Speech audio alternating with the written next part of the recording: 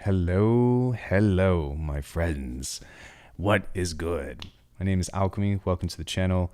Today, I am going to be walking everyone through a really freaking amazing journey of how to create halftime music on the MPC, how to set it up for performance, how to jam out, how to create everything from scratch within the MPC Live because we can, because we live in that age and that world.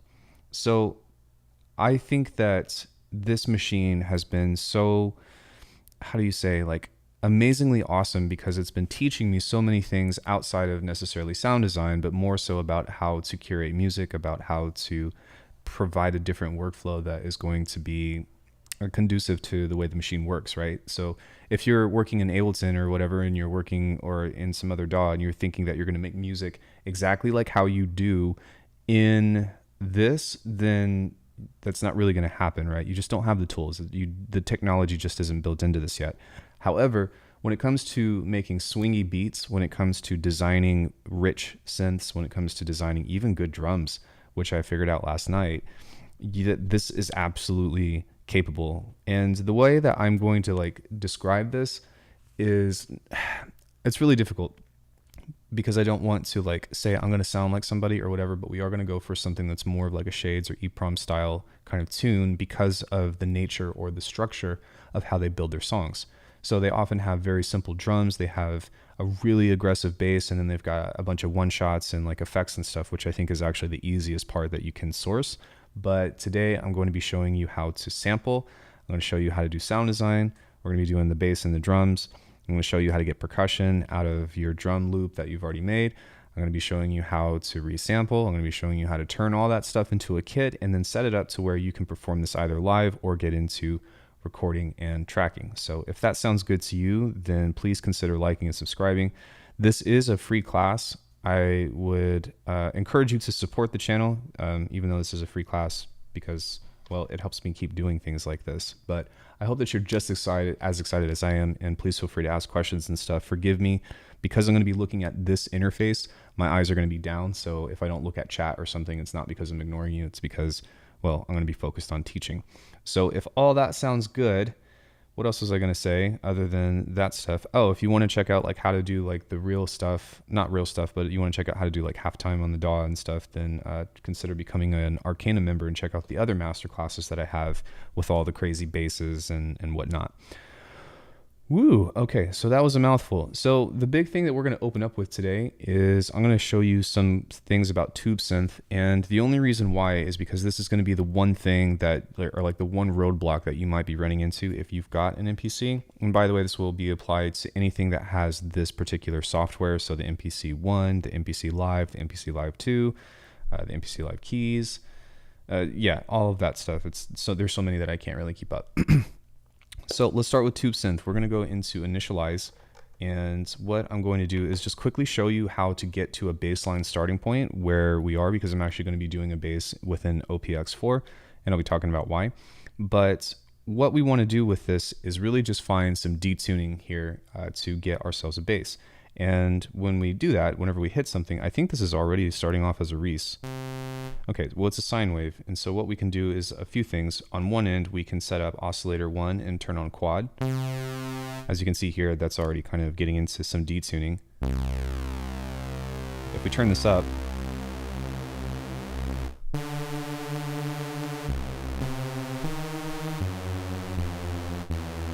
then we're already kind of there, right? You can also turn your sub oscillator on if you want to, or what you can also do is focus on some detuning here on oscillator 2 to where you can set this to change the fine just a bit. So if you want it to be more like a Hoover, then you can kind of turn the fine way off.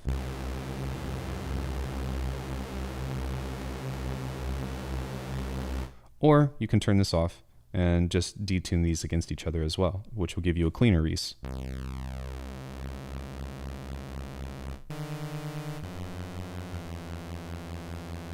So there's some other things that you can do with this as well. For example, if you go into the setup aspect of this, I'm going to adjust my mic just a bit so I can kind of hover over this and see a little better.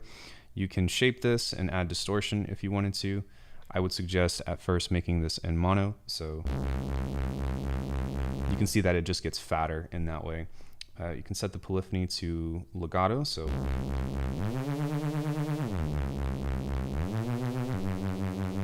that's kind of silly, but also kind of funny as well. So maybe we can adjust this. And then you can get into your effects here to where you can create some interesting things. So on one end, one thing that is really interesting that you can try out is if you take a chorus and you turn the width all the way down and you turn the mix up to like 50%, then this can actually act as a flanger. So I'm going to tune some of these and you'll see what I mean. Let me make sure that this is turned on. There we go.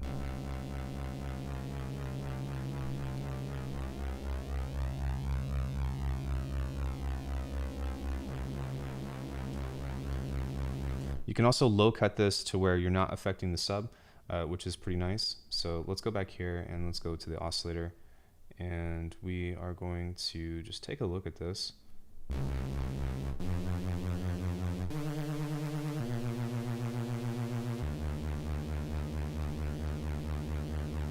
Now on here, you can actually mix in these different oscillators, and you can also use like a high pass, or you can apply your own sense of distortion. So if you want to make this super duper fat, then we can do that as well. We're also going to turn up the drive.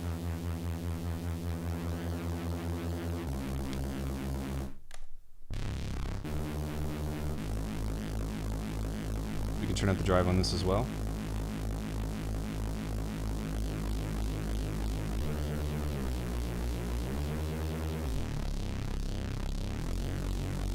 Do you mean people in chat? Totally fine. So with this, what you can also do if you want to make this like really, really fat is you can grab the gain over here and grab the frequency and just pull up the sub frequencies of this, which gives you a really interesting sound as well. So we can also go here.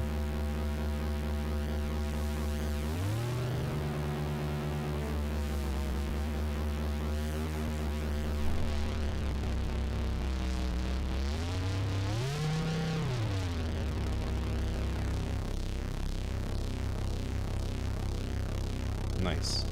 Now, for whatever reason, if you need to, you can also turn the sub oscillator on if you need more.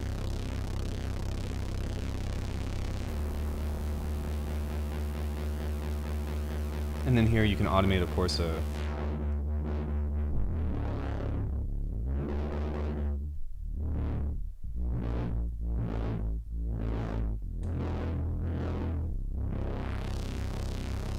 all that's there. You can do some other things as well, like you can set up some delay if you want to. You can also set up some reverb.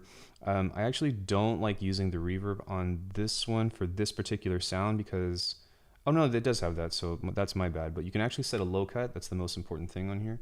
So you want to set a low cut around like 200 hertz. And then with the time, you probably want to do a really short amount, so something like 0.4 seconds, and that will give you a little bit of space over in the high end. Then you can adjust this with a compressor. So we can turn the threshold down, turn the output up, adjust the ratio, turn the attack down, turn the release up. Then we can adjust the output accordingly.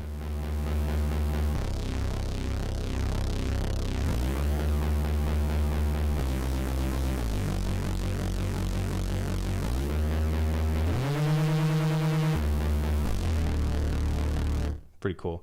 Then you can also adjust the hype on here if you want to adjust maybe getting some crispy high end out of this if you want. So let me make sure that this, okay.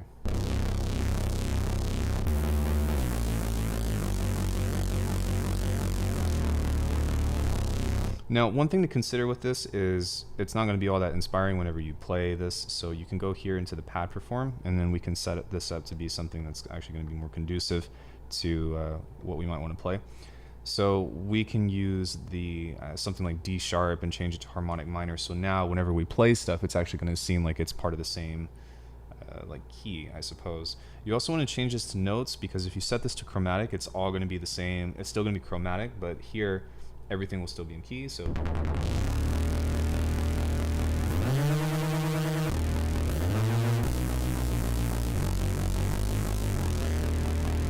So there's that, which is pretty sick.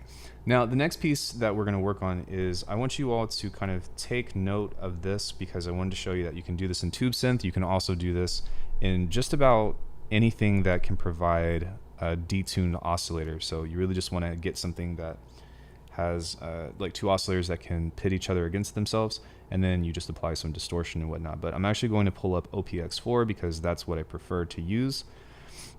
The reason why I wanted to show you in that plugin first was because OPX4 is a paid plugin, so I don't want anybody to feel like they're left out with this. Now, the other thing that I wanted to tell you about very quickly was that you can actually edit now these new modes here, and you can move your home menu or move any of these into your home menu. So what I've done is set the program edit to this, so that way I can get here from anywhere. Typically speaking, you'd have to go to menu and then program edit. So just having that little quick shortcut, see, like we're here, we go boom, program edit, and then we're good. So what I'm going to do is I'm just going to click on this, and we're going to go into the initialize, and we are going to talk about OPX4. So there's a lot of stuff that I didn't understand about this, and I kind of wrote it off, actually, because I was just like, oh, this sucks, it's so expensive, blah blah blah, I can't believe I paid money for this. I never felt like that, but I could totally see why somebody else might. However, this thing is actually really freaking cool. It just takes a little bit of intuition, and you got to work with it a little bit to kind of figure out what's going on. So let's make a res out of this. What I'm going to do is I'm going to set this up to be like 20, and then I'm going to set this one up to be like 20. So this is a matrix table, and we are pitting these oscillators against themselves. Sorry, the wrong one. To where this is self-oscillating to where this is self-oscillating. Now, the thing is that you have to consider is a couple things. One, you can see here the operator 2 envelope is not like currently doing anything. So there's that. The other thing is that it's super quiet, so we want to make sure to kind of turn that up. Now, if I were to detune this though, then it wouldn't really do anything. And the reason why is because you need to come over here and set this to the submix to where these both are playing at the same time now, and that should give us at least a starting point, sorry, menu stuff, a starting point of respaces. So woo! I love this thing, man. It sounds so good. So what we want to do now is we actually want this to match up. So what I'm going to do is I'm going to go 1 0 2 5 0. Looks good to me. Sorry, 1 0 1 5 0. Maybe not. 1 0 1 5 0. That's the one thing that is like interesting or like annoying about this is like you can't just adjust this like this because it goes in insane amounts, so you got to be careful with that. But what I'm going to do is I'm going to kind of match it in the opposite way. So I'm going to go 9 8 5 0, just like that, and now we should have a good detuning kind of place to start with. Now if you use the offset, then what's going to happen is like if you play a higher note, it's not going to oscillate faster, so the ratio will give you the pitch detuning. Yes, it will. I actually bought this on the MPC Live 1, so it definitely works. These also have the same like specs, so the MPC Live 2 is almost exactly the same compared to the MPC Live 1, except the MPC Live 2 has a speaker, and it makes a huge freaking difference, although I am kind of disappointed that it doesn't have better shit. But so now within this, we have these operator options where we can add like pulse width, we can add formants and all that stuff, and we can make this colorized by choosing some of this stuff. And you want to be subtle with it because it's going to get really shrieky very quickly, but check this out. I'm going to do the same thing here.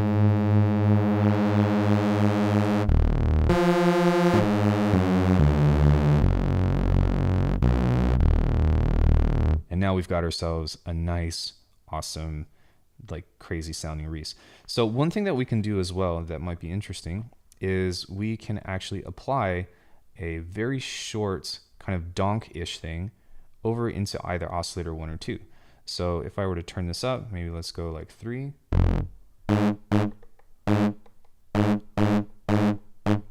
Then we want to adjust this just a bit to see how we can kind of get away with that.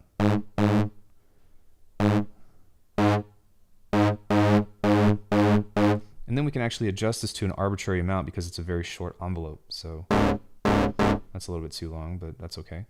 I'm going to move this over here a bit.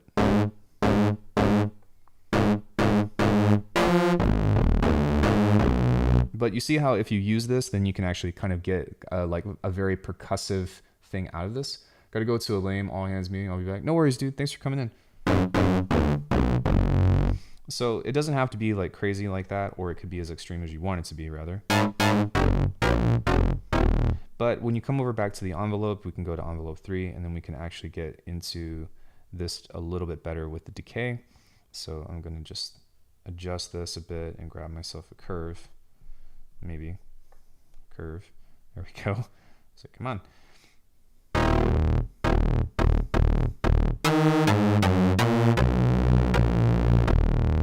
So if you want that, then that's definitely there. But what we can do is we can kind of pop back over here and just go to the operators and just turn that down. So that way we can save that for later. So the next piece of this is filtering. And one thing I want to talk about first is the submix, because the way that this routing goes is that bus 1 goes into effects 1. Bus 1 goes into effects 1 and filter 1. Bus 2 goes into effects 2 and filter 2.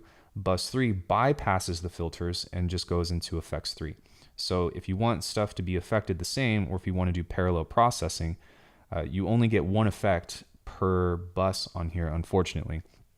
But that's okay, because there's some workaround with this that I'm going to show you in a second. However, let's go into the filter. So both of these should be affected. And I'm going to set this to a band reject. Band reject 2, 4 maybe. And we're just going to pull this over somewhere towards the middle. Let's go ahead and pull up the drive.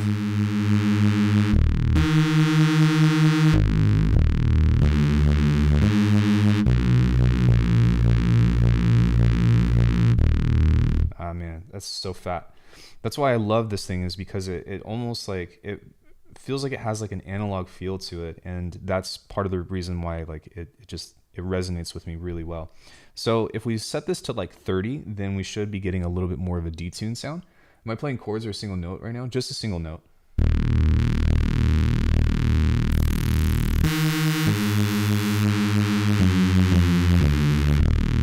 Ooh, man. So if we play this right now within these two, I'll just show you these. You can play more than one note. So we're going to fix that here in a second. But let's go ahead and talk about the effects now. So as I said before, this is only affected by a submix 1, this is only affected by submix 2, this is only affected by submix 3. So what we want to do is just find something that we can use in which to create something interesting. Now, I wouldn't recommend using the chorus or any kind of spatial things on here, because because you can't really like isolate anything in mono. So unless if like you have to get really crafty with how you do parallel processing in here, because there's only a few effects that allow you to do like a high cut to where it's bypassing all of the sub frequencies. So maybe we can try something like this. We can go for distortion, like a tube drive. And we can be subtle with this, but let's go ahead and turn the headroom all the way up. We can turn the saturation all the way up, and then we'll just adjust the drive.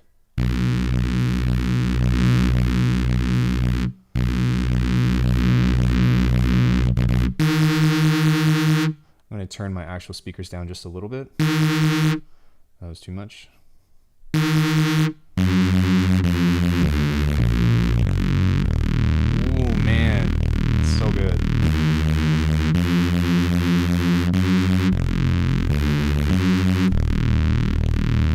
Does MPC have... Oh, don't have MPC. Came to say hello. Dope, dude. Thank you so much for stopping in and saying what up. So the next piece of this is, let's go to the global effects now, and we have 2 effects that we can go. And that's why I was talking about being mindful about what you're doing, because we can actually low cut this for the chorus, so that way it's not affecting the sub. So we can leave everything almost as is. We're going to turn the width down, kind of like what I was showing you from before, and turn the rate down, because we're going to create a flanger out of this, and we're going to turn the depth up.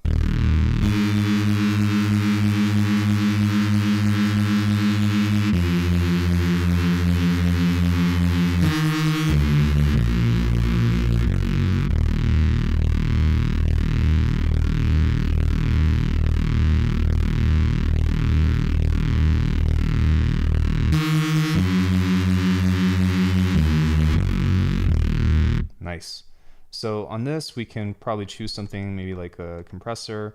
You can also do get into other creative things if you want to. Like you can do more distortion if you want. You can use a talk box.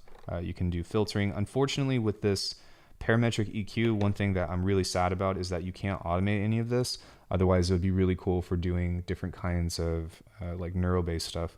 But unfortunately, you're going to have to save that for the other like outside external effects. So what I will do is probably just grab some compression, and that way we're going to maybe if I can find it. There we go.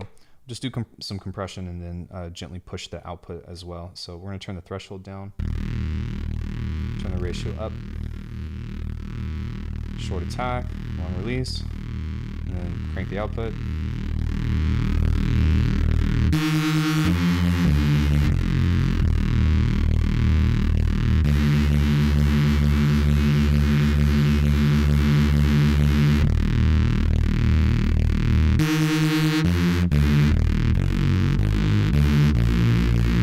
Nice.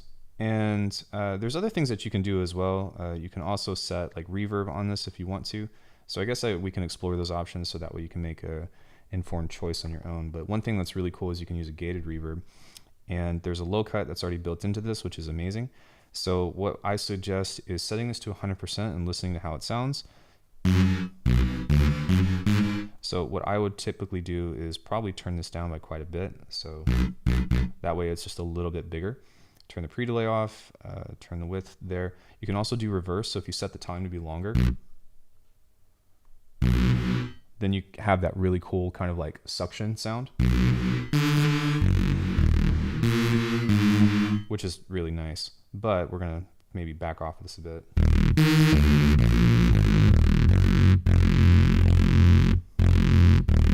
Which I actually like better. So there's that. Play around with the effects, right? Just be mindful of what you're doing to the entire signal, and keep in mind that if for whatever reason you do destroy like your low end with the submix or whatever, then what you can do is be a little bit crafty with this, and instead of using like a filter, like a notch filter here on bus 1, you can actually change this to a high pass, and then you can go back into your submix and send just a direct sub through here. So that way, like you can do a little bit of frequency splitting or a little bit of like parallel processing, but not to the point that I would particularly like. So there's that. The next piece that we want to do with this is we can add a little bit of movement to this. So we're going to go into 5, and this is like your modulation table, and it's very confusing. Just go to 5 though, because that will come up into an empty spot. And let me see if I can tab over to the other stuff. It doesn't look like it. So how do I program editor, maybe, and FM matrix. So let's do this. That way you guys can see the rest of this. There we go. So what we're going to do right now is these are all set up over here on the computer, and 5 is pretty much open, 8 is open, 17 through 32, even though there's stuff that's assigned to this, it's still pretty much open, so you can do whatever you want to this.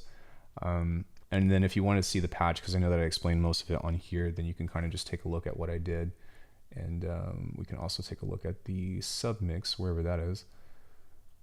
Utilities, there we go. Mix and effects, there we go. So here's our submix. So everything goes into oscillator 1, or sorry, to submix 1. This is our global effect 1, which is a multi-chorus. There's our gated reverb, and then of course we've only got one effect available on here, which is our tube drive. There's something else that I wanted to cover, just so that way we're on the same page, and you guys can kind of pause the video because I've already explained everything. There's not really a whole lot else that I use with this. Like you can do actually like randomized movement patterns via the LFOs. So the LFOs can actually transform into the randoms, which is sick. I fucking love that, but we're not doing that right now because we're not going for that kind of thing. What else? You got your format here. You can change this if you want to. So there's a lot of different stuff that you can do like that to kind of transform the sound if this isn't good. But for me, I think that this Reese in particular is pretty nice, and I don't really want to do a whole lot else to it. So what I am going to do, however, though, is I'm going to take modulation 5, or sorry, page 5, modulation 17. And we are going to apply envelope 3 to this. So we want to go to here, just go to envelope 3, which is way the heck up here. And the reason why is because if you recall, actually I can pull this up right here, envelope 3 has a nice little thing, and we can actually use this instead of the transpose to go to cutoff 1. And cutoff 1 is our filter, wherever that is. Here it is. So cutoff 1 is right here, and we can adjust this to change cutoff 1. So with this, we can kind of set an amount here to adjust. So turn that on. This is the global amount, and we can change this on.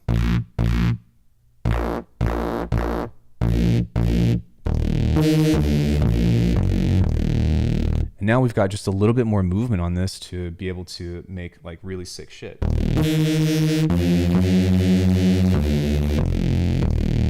Nice. Good. Okay. So the next piece of this that we can do is a couple of different things. If you wanted to change this, by the way, like this can actually serve as another piece of movement for making donks. You can use this to make other kinds of phrases. Or you can apply LFOs to it as well if you wanted to, but just know that that's an option.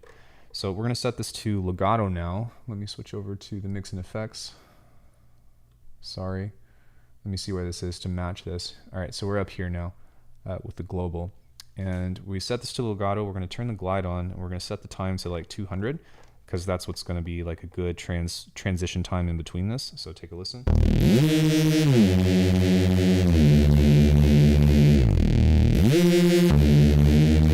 Fucking amazing. Love it.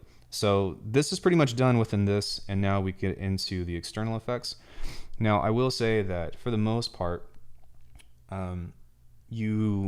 at first glance, you've got 4 effects on your plugin, and then you've got another 4 effects on your master, but there's more.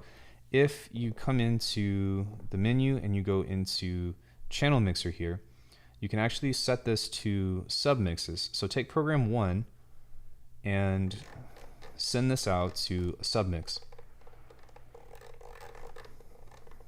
which is just sub 1. Now, whenever you move this, go to submix 1, and you can apply your side chaining here, which you could do something like Mother Ducker, or you can do like overall general things to, how do you say, like kind of correct the sound or EQ the sound the way that you want it. So anything that has to do with mixing, I would do things that way. So that way, when you get back into doing the effects on your program, this will allow you to actually, how do you say, let me go into pads, and let me go into the mixing stuff. Sending everything into a sub 1 right here will allow you to have a more access to effects, which means that you can be more creative with whatever it is that you're doing. So on sub 1, one thing that I'm going to do that's really important is, actually no, we're just going to do it on here because we don't need to mess with it. So we're going to go back to main, just know that exists. This is more important when you're actually getting your song done, but this is just going to give us the most important piece of this entire thing, which is the air distortion. And what this is, my friends, is a clipper. So this is the magic shit that I'm going to be showing you through everything else. The magic holy clipper. Just turn everything off except for the output in the mix, so don't drive this at all. But this will squarify, or it will clip all of your shit. And that means that you can make this super freaking loud or like insanely aggressive without you destroying the sound.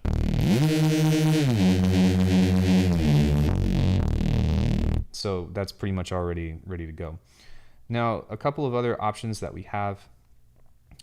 We can do some more light reverb if we wanted to.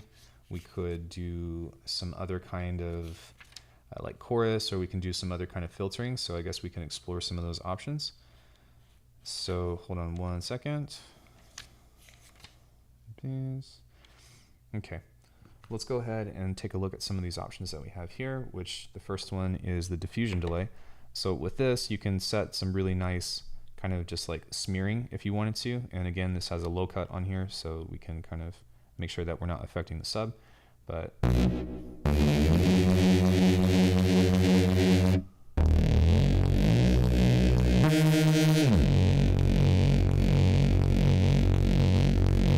So that just made everything a little bit wider. And what I like about it is that, again, we're not affecting our sub. So that's, it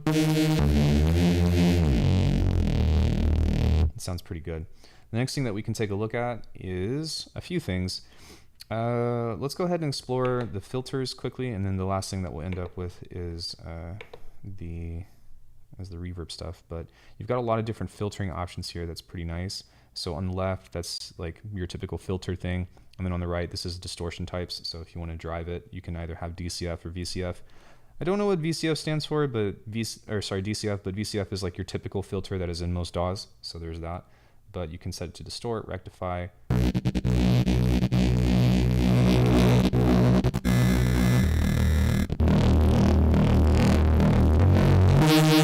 So yeah, there's a lot of like really insane stuff that you can do with this on its own. But what we can do is set this to a band reject again. And we can kind of sweep this around and find something that might sound good.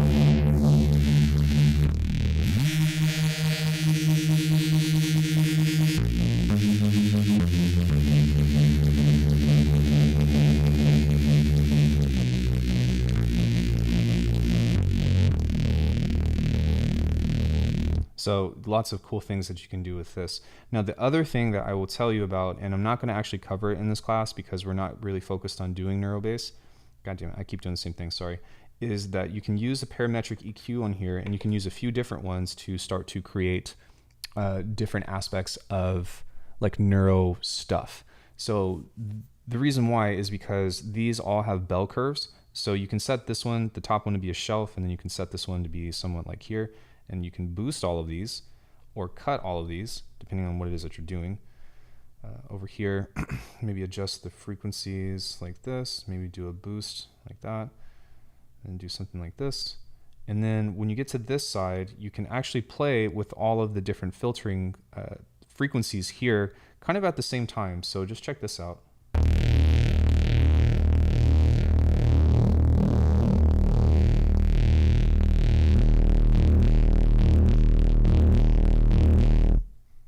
Come back here.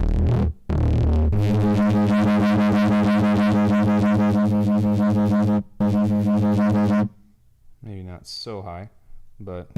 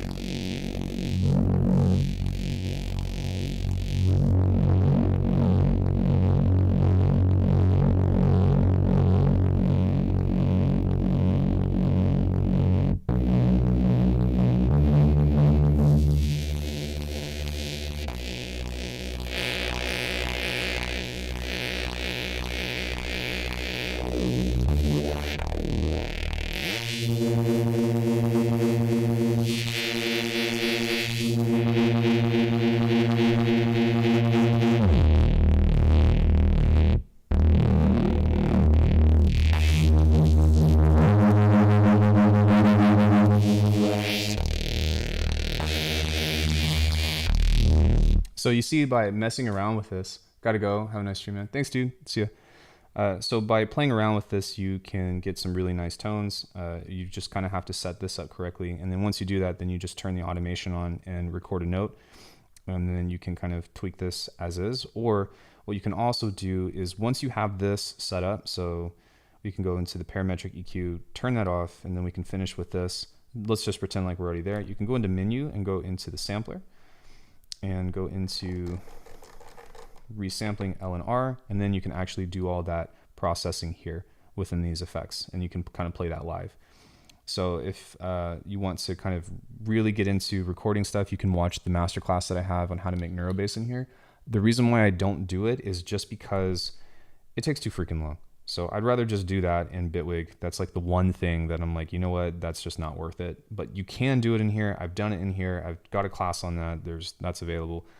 Today's kind of a little bit of a different approach, and I'll show you some quick, some quick cheat codes to getting like interesting bass without it necessarily quantifying like the Neuro stuff.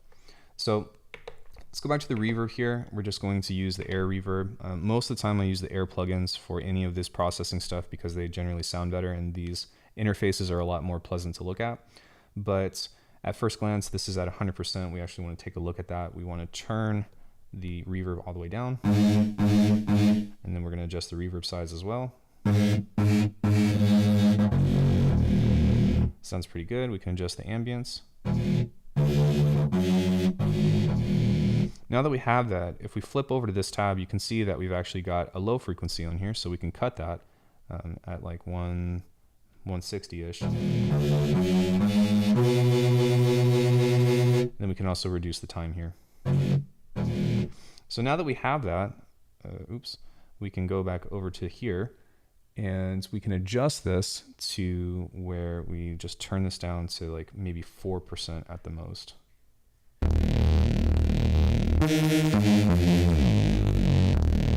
And you can see that we've got a nice fat sound. Now the last option that we have is a couple of different things, and you can always do more. Most of the effects within here, it goes into your typical, I guess, like neuro processing. So you can use chorus, flanger, phaser, distortion, all that stuff. But something that you might want to consider as well is doing something maybe like a frequency shifter, depending on what kind of sound you're wanting to make.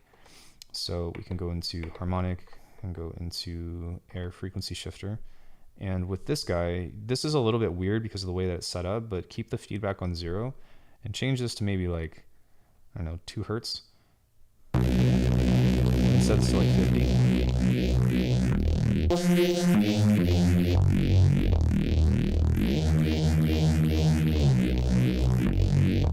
And you can get one of those effects. And if you wanted to go faster, of course, then you can obviously automate this or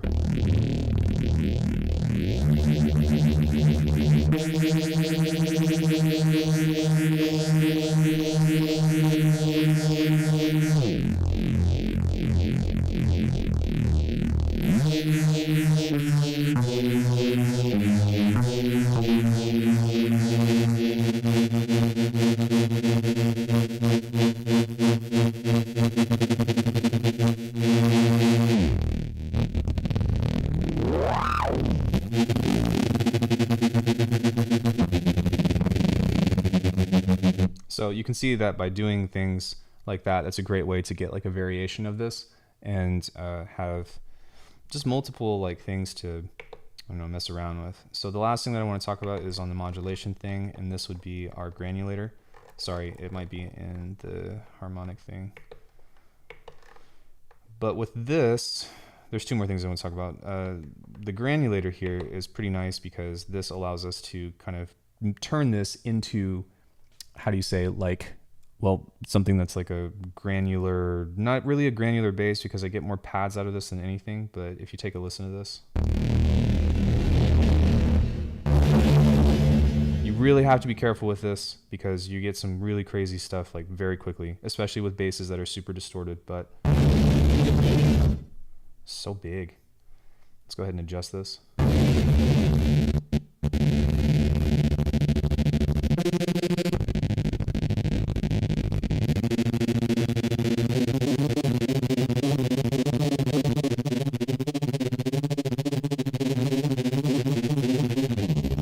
So I really like this because this is a great way to get like some really choppy stuff, especially if you're just like wanting to get some texture out of something that you've already made. So I enjoyed doing that.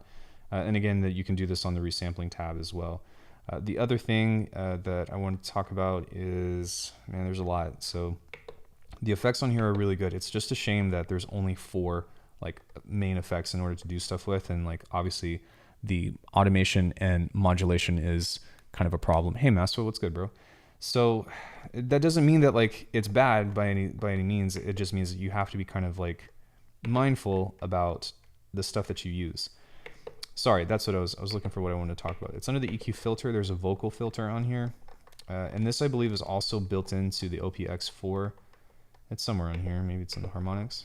But with the vocal filter, good Lord, where is it? Filter, pair EQ, filter suite.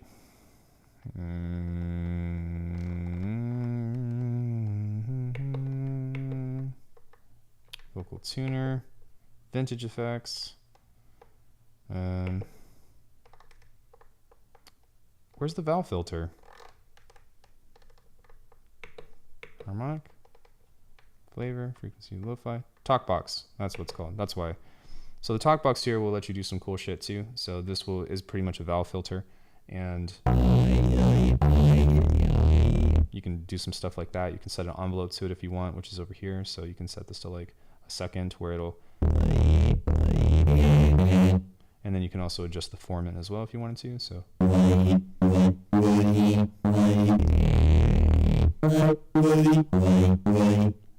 it sounds a little cheesy to me, but it's definitely there. So maybe do it at like 50%. So I just wanted to kind of show you that, so that way you have an idea of like what to expect. I think the MPC Live 2 has been such an amazing tool, like, but you have to have the right mindset coming into it. You can't just be like, oh, I'm gonna make the dopest, shit I've ever made. There's a large learning curve, but once you get it, it's incredible and a lot of fun. So now what I'm going to do is I am going to turn the metronome on, and we're just going to try to create a riff that's like 2 bars. So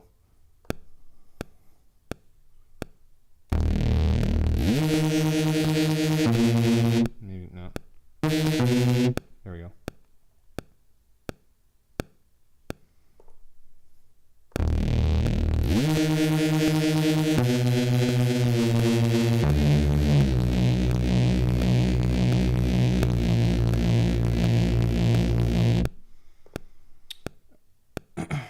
So one thing that's really awesome about this is that it has retrospecting recording. So within this, if you want to record whatever it is that you just did, like I don't particularly like that riff, but you can hit shift. Let me see here. You can hit, oh, come on. Sorry about that. You can hit shift, record, and you see a retrospective recording comes in. We go to our grid view. You see that you've got this. Now the thing with this is that you're going to have to like put it on the timeline based of how it moved, which isn't that big of a deal. But if you go here and then you select all of this stuff, make sure that we are moving over in the right direction here to zoom, horizontal scroll, horizontal zoom. Then you can move all this stuff. Oh, look, and it's already there. So now look.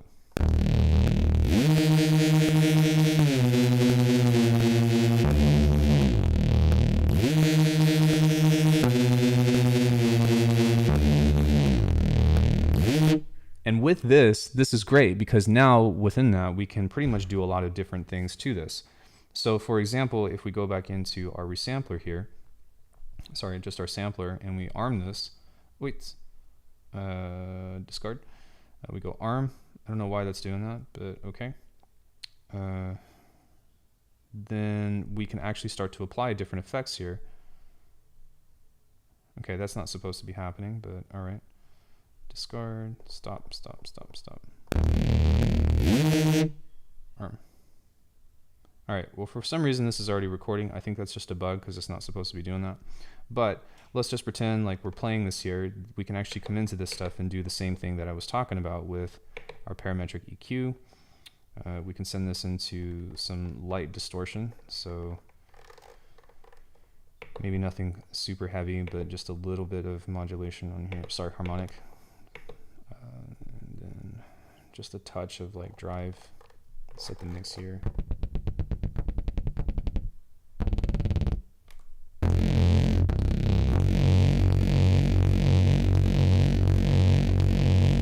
And now whenever we do stuff with this, we're going to turn that one down, turn this one up into a bell.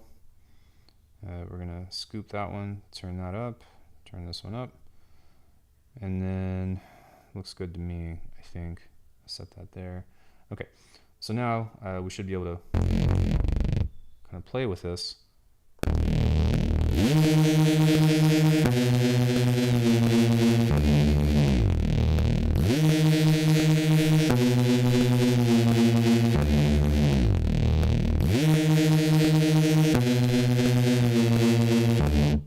Now that doesn't seem to be working, but let me see here. I'm pretty sure that we can do this to where we can filter this. Let me see, just check this really quick.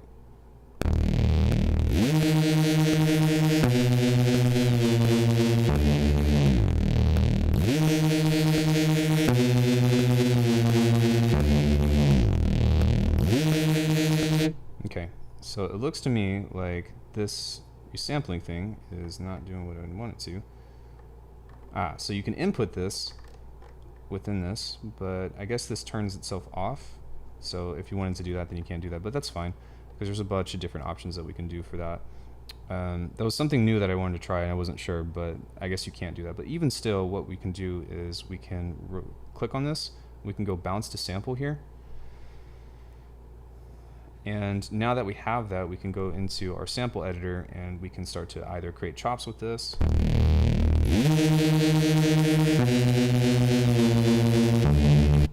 But what we can also do is take this and create a new program with it and go into our drum thing, go into program, hit double, go into sample assign, just bring that to the first one.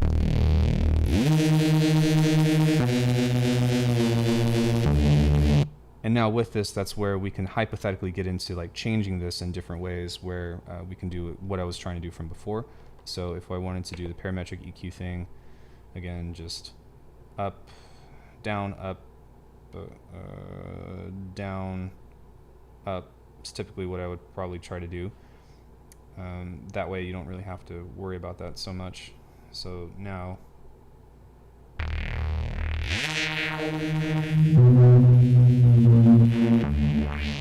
right, and you can kind of just play along with that, or place this note on the timeline and repeat this. So if we go here, we'll scroll, and then we apply this note, grab the end, undo, that's not what I meant to do. Let me edit the end here, there we go. So now whenever we do this, we can go main, go back into this guy, and then go into right. So we can go here, and now we can adjust this how we want it to. So I'm just going to adjust each one first. So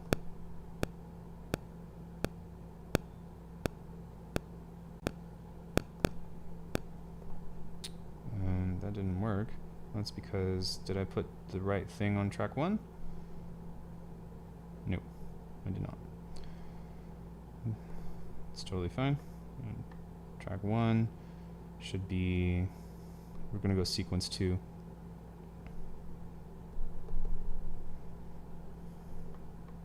And you have to make sure that you have the right track set up. I'm not sure why the program went away, but it did. All right, it's fine. So now, whenever we get into this, again, we can just draw this where we want it to be. Edit the end, select it. There we go. Make that 4 bars or something, 2 bars, because that's all it needs to be. Go back to main, set this 2 bars. Now, whenever we push play, there we go.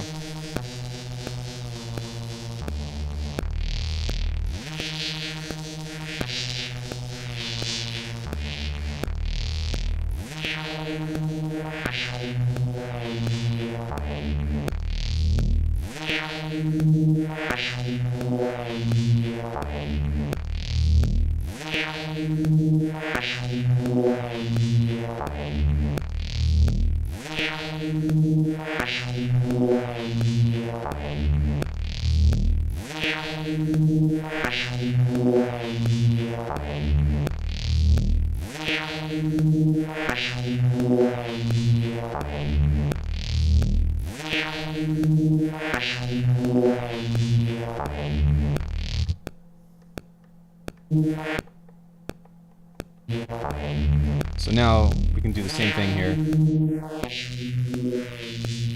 And go back, go into writing automation.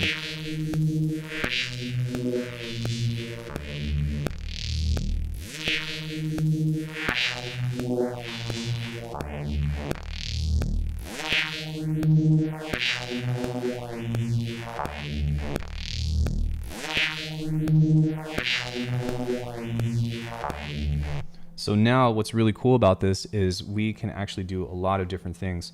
the first thing that we can do is maybe just fix it and make sure that it's where it needs to be. So, sorry, we're gonna go back in here and then we're gonna drive this a bit. And then we can go in here, go into our harmonic, and clip it.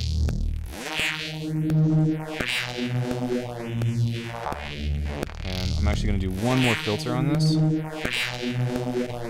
because I want to manipulate a low pass on this because there's some resonances in here that I don't like. So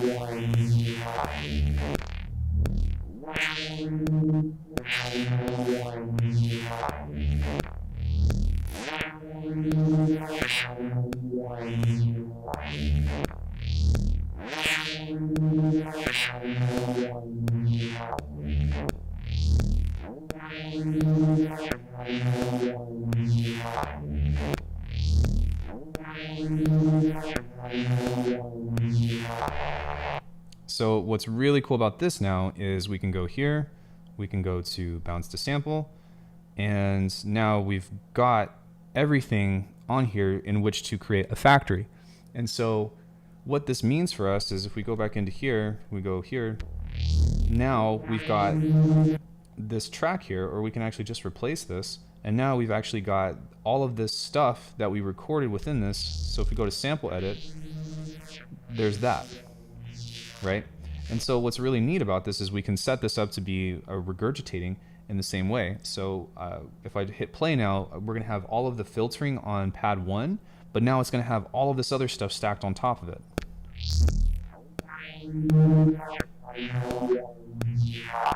So now what I can do is the same thing. I can go bounce to sample. I'm going to open this back up. Now we've got track 3, which is a little bit different, and we can process this and maybe normalize it. There we go. I'm going to do the same thing with this other one. Process, normalize. Now it should be fatter.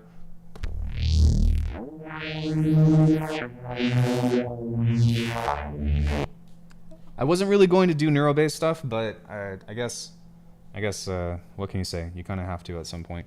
So, but behind this though, what we can do now that we have all this is we can write down a couple of other different bass lines. We can go back into sequence 1 to where we recorded this thing and turn these effects off.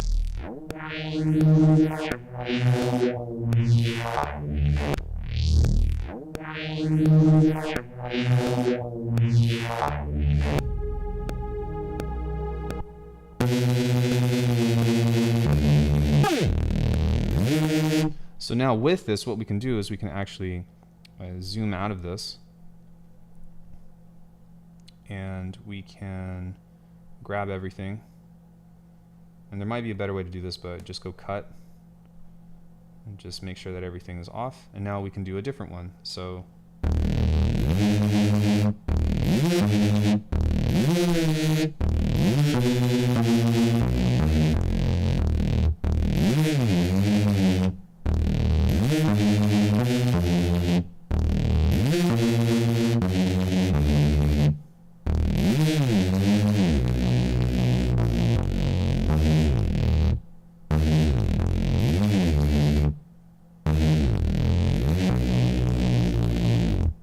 there it is.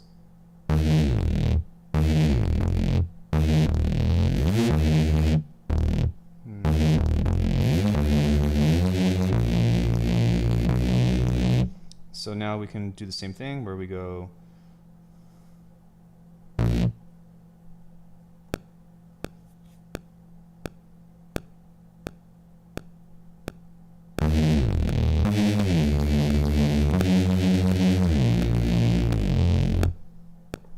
right. We hit shift and record. Now there's our retrospective recording and everything is already offset. So for whatever reason, if you need to do stuff, like let's say you want to edit this and make everything late, which I would recommend, then you can go don't snap and you can push everything just a little bit off. You might have to edit the end of this, so of this one, because otherwise it might not let you push it. That's just one of those weird things, but now that we have that, we should be able to kind of, there we go. We can go to undo. I didn't mean to do that, but now we can nudge it a little bit.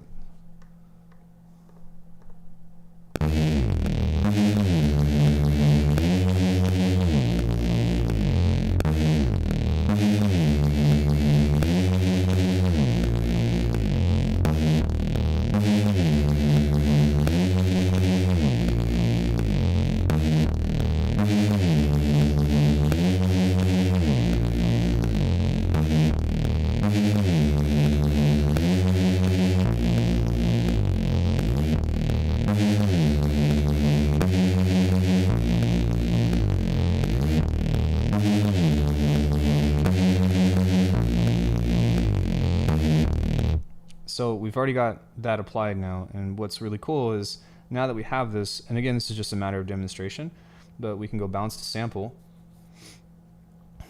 We go to sequence 2, right? We turn all of these on, all on.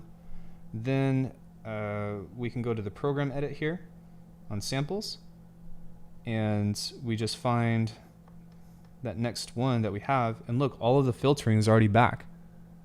What's up, Alcachat? Hope you all have a good day. What's up, Philippe? So check this out. Now that we've done that, we bounce this out, and we've got all this processing that we've already written out. So now we can just bounce that.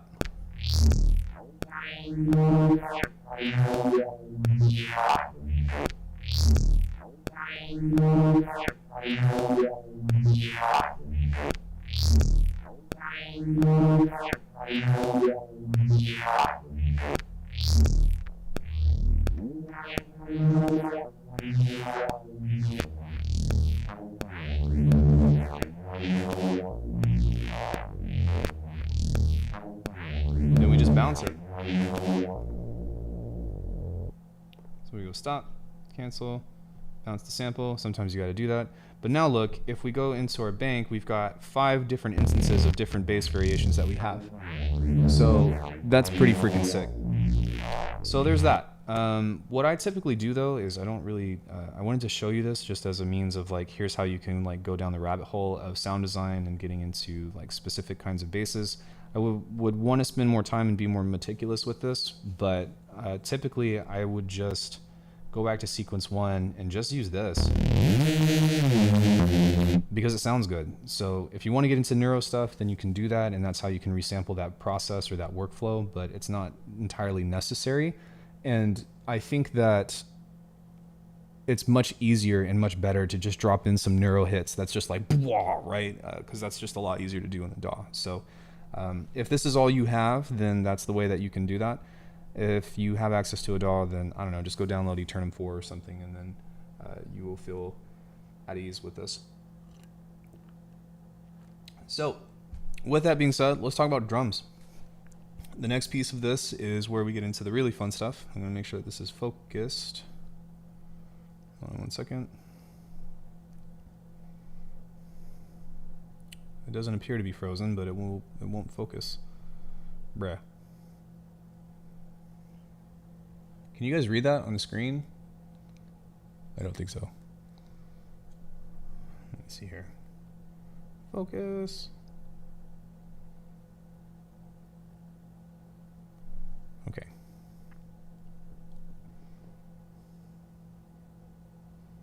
It will not let me focus. I don't think that this lets you focus when you're in this zoom mode here, so there's that. Sorry. But at least you can kind of see what I'm doing to some extent. And then you can always look on here with what's going on. I try not to look at this though. It's blurry.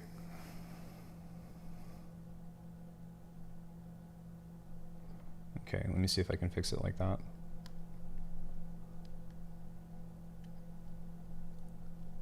How's that? Now is good? Okay. Sorry the angle isn't incredible, but there we go. All right. So the next piece to this is going in and adding a drum group. And what I like to do is just process all of this stuff together. So we don't need that. We're just going to use a multi. And this is really cool because this just pulls up like an entire drum kit.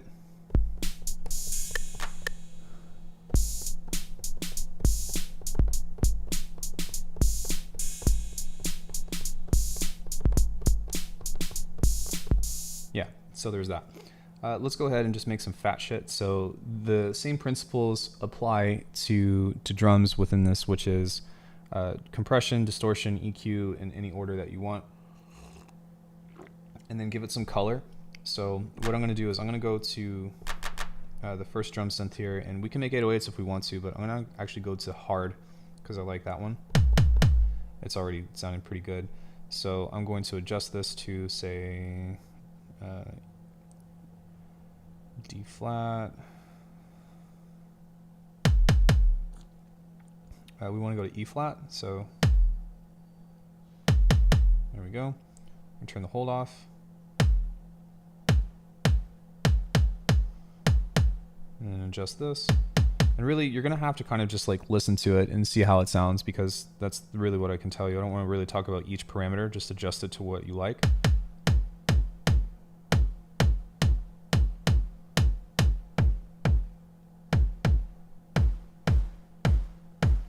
So that sounds pretty good to me, and now that we have that, we can turn on all of these guys, which we're going to turn on all of these for pretty much every single thing that we do here. But we can add a little bit of transient. It's a little bit too much. Turn the sustain down. Add just a touch of pre-shaping, and then turn the mix on. Otherwise, it's not even going to do anything. Oh, let's see, we're already getting some really fat shit. Dope. The next thing after that is to EQ this just a bit. So I don't know why we're boosting the high end like that. We want to, if anything, do the opposite. And then we can compress the fuck out of it and turn the attack really high up. Pretty high ratio. Oh my gosh, like, come on. Back off the attack just a little bit.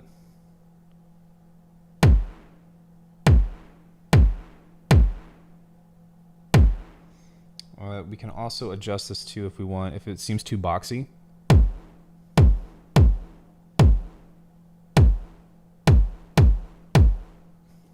That is not bad. That's one fat kick bar.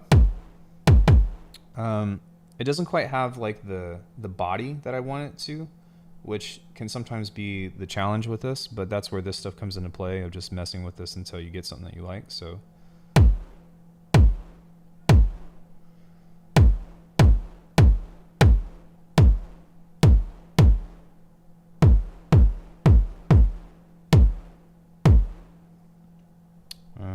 I'm going to try to adjust the decay on here.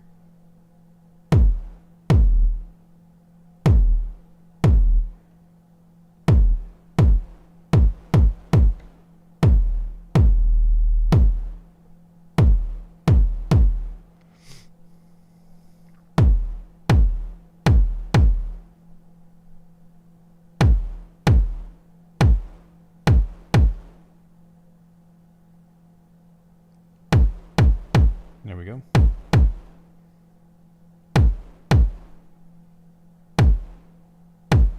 Okay, so that's pretty much the same process for what we do for all of these. Now the snares are pretty sick because there's a lot of different engines that we can use, so I want to kind of talk about a few of these. So on one end, this one is really sick.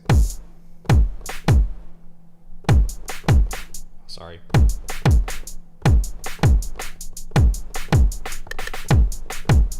Right, I'm being terrible at playing right now, but this one's really cool. What I want to do for this one though in particular is the ring one, because you can hear that it's already creating a tone, and we can use that to, well, get a very ringy snare thing. So we're going to tune this up to like B flat. And then we're just going to adjust this to where, like, I'm going to try to make this as smacky as possible before I do anything else. So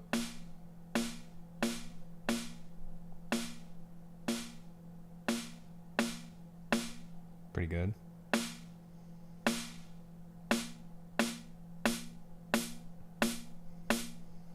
Great. And then from here, it's pretty much the same thing to where we add just a little bit.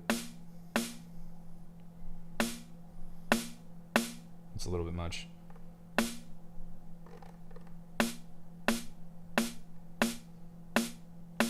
Turn the mix on.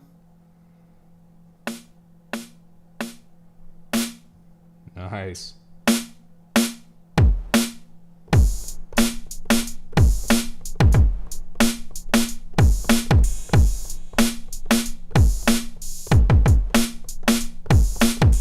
Nice. Okay, you guys see where we're going with this? So, yeah. Why do you always come in when I'm doing snares? That's funny. But with this, you can see like you can get some pretty insane. If you want that to be a little bit noisier, then you can turn the pre-shape down. We can also adjust this to be like crazy too. I actually like that because you can feel the metallic like tonality coming out of this. So we're going to remove the low end of this because we don't need it. We can adjust the fundamental if we want to with this, but we want to maybe adjust it here. And then we really want to get into the compression aspect of this because this is going to be the most tricky part to control this.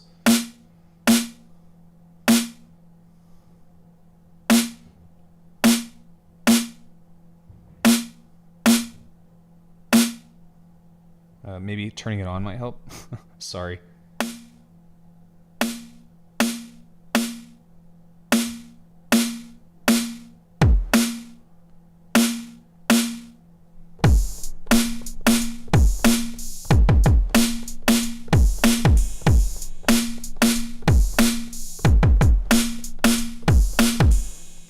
Now the problem with this is a couple of things. The most important thing is that we have too long of a tail. So, and I think that's just from the body decay.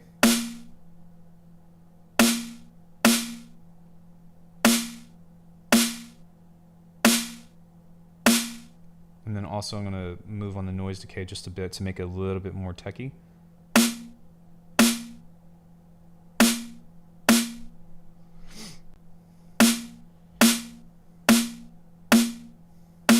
But holy shit, right? Like, come on, like a snare, like this thing is making this. That's what I love about the MPC is that this thing, hey Smoopy, this thing can make this. That's so freaking cool to me. Which again, we can do more to it to make it even more crazy. You just gonna have to like adjust it or whatever to like make it hit, but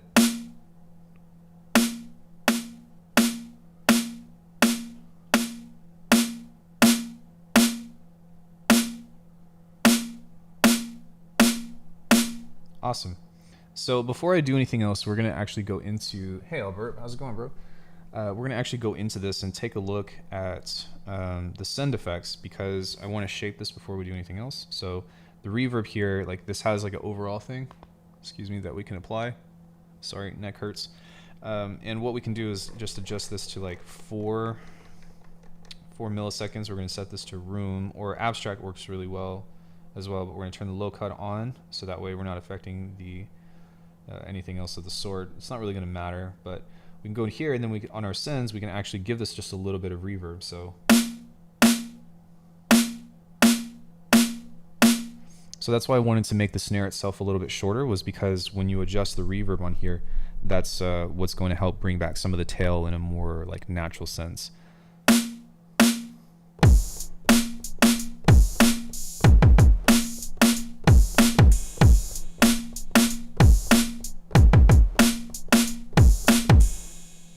Dope.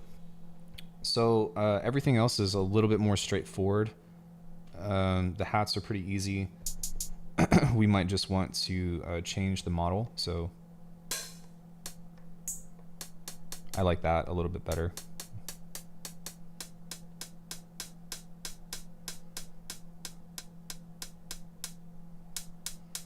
And then the only thing that I'm really going to do on this is just give it some distortion, I think, because we don't really need to.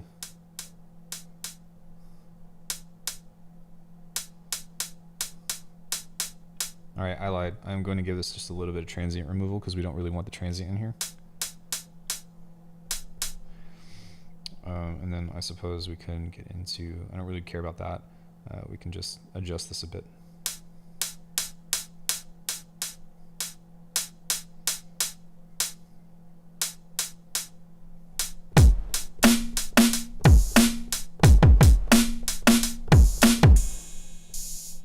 So pretty much the same process goes with these other things, right? So we're going to change this to the same model. I lied. We'll do this one instead. And give it some length.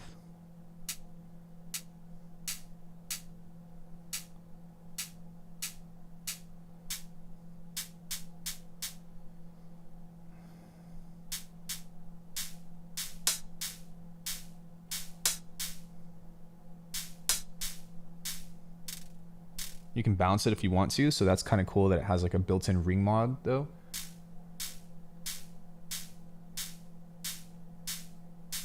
It's got a lot of native plugins. I'll go through some of those here in a second and answer all of your questions, but just give me a sec. Let me finish this up. So turn the distortion on.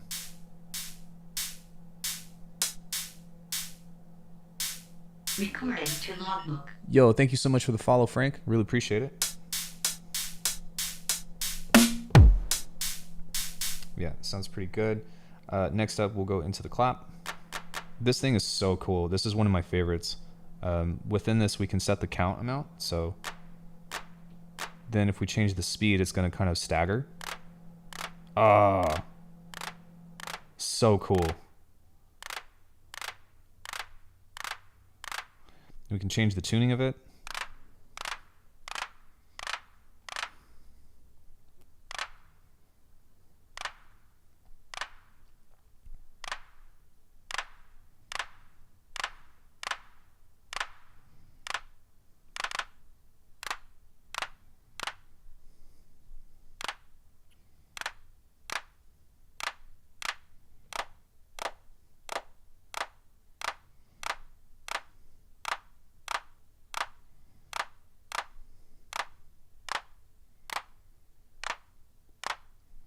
Just kind of adjusting it until I get what I like.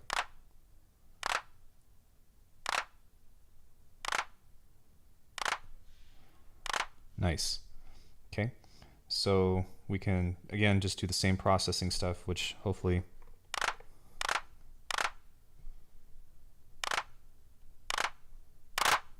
nice.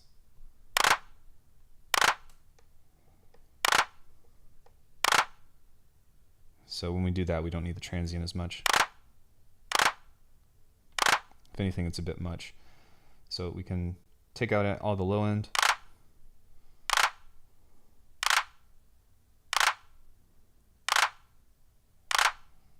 And compress it. Now what's weird about this is that these move together, and I don't know why. I don't know why the ratio has to move with the attack, but that's just the way this is. So. Okay, I'm gonna adjust the reso just a bit because maybe tune it. Nice. Okay, so we can go into our sends again and apply some reverb to this guy. This guy. Ah, nice.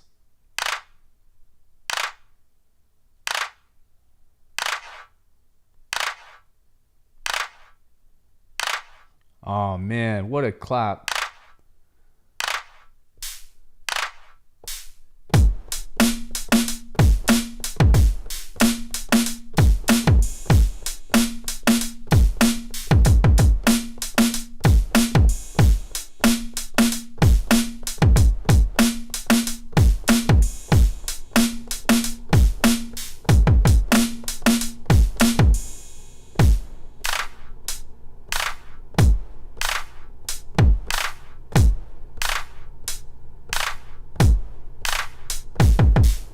Oh, dude. Right? Okay, so let's keep going.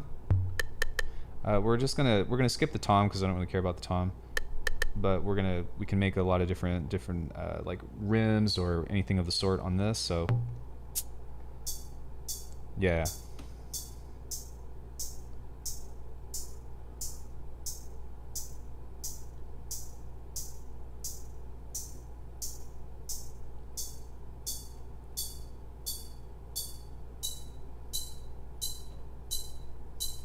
Nice. So same thing, we can kind of just...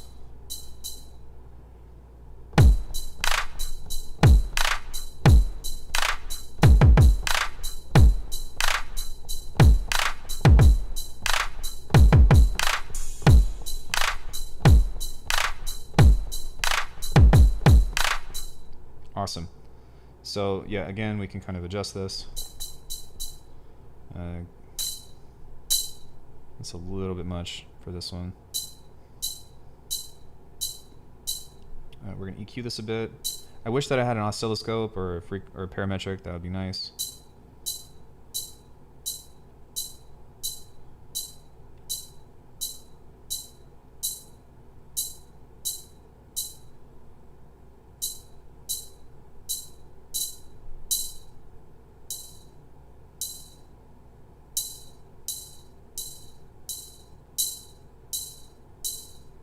I don't know if I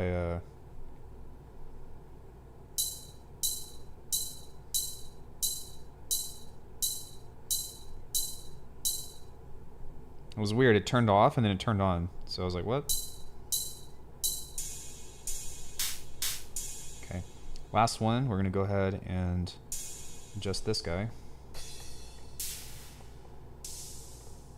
I like the 80s.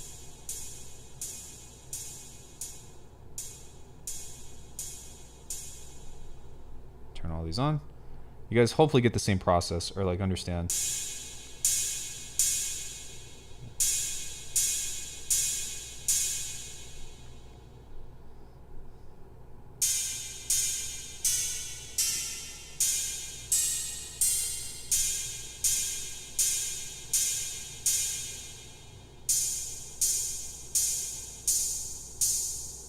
There we go.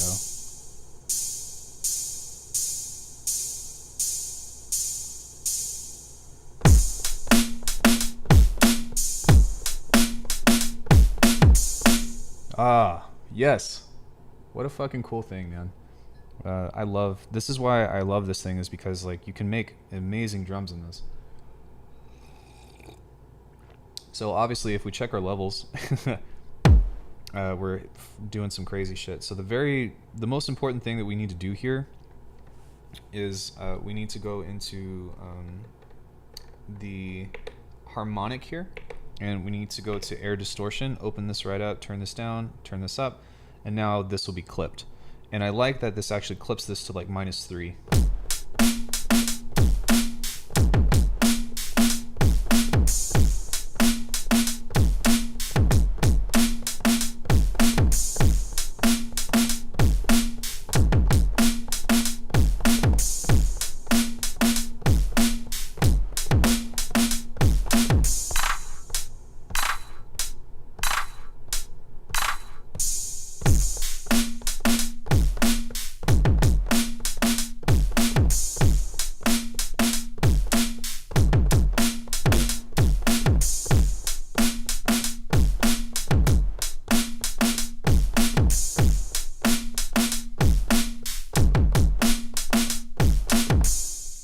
Yes, the CPU can get pretty heavy, but right now we're just building the kit.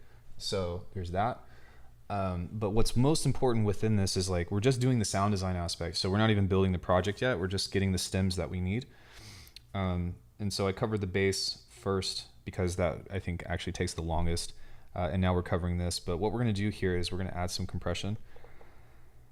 I lied. We're going to add some compression here instead, because you can hear that like this is a little bit over distorted, so we can kind of like play along with the clipper and the compressor to kind of get a happy medium in between, to where we get a really fat sound, but it's also still not just broken.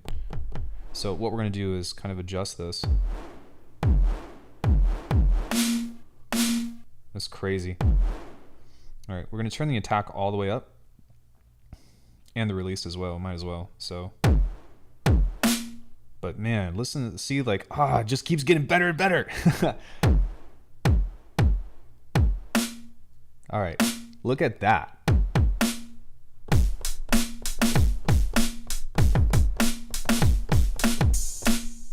Dude. Sorry, I'm fucking up. I'm in a really uncomfortable position the way I'm playing, so if I fuck up, I'm sorry. But man, like, how about that?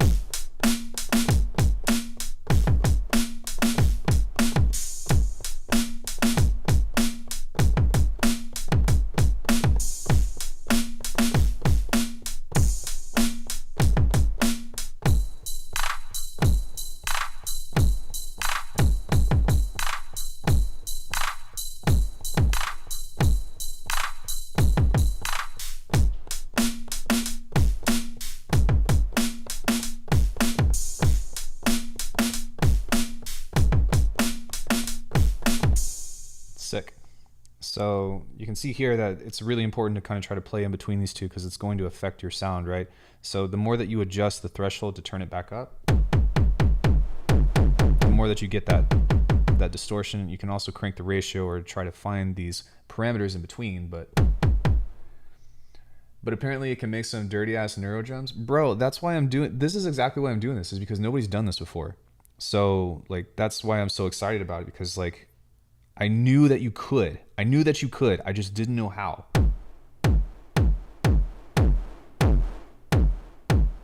But now that I do know how,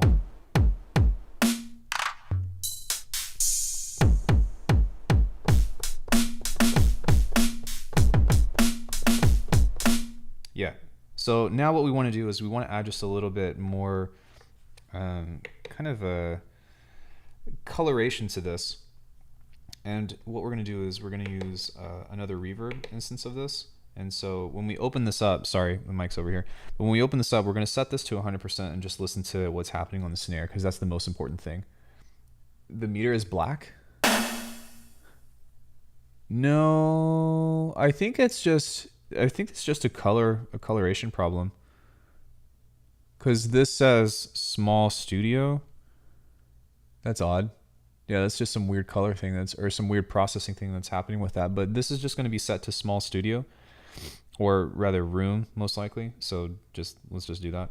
And then what I'm going to do is just turn the time down in the same way that I did with the bass that we did. So set this to like 0.4 seconds. We can adjust the room size. Then we can turn this up a bit.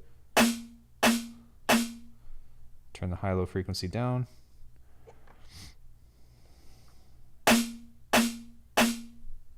Reduce the time. I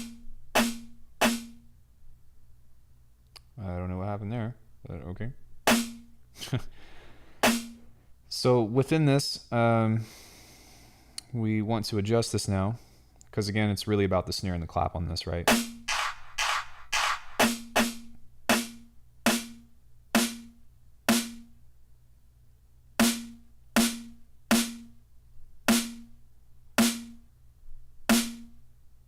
Oops.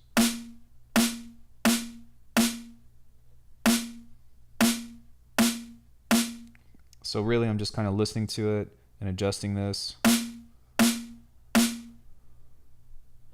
and how I see it would be good. And there we go.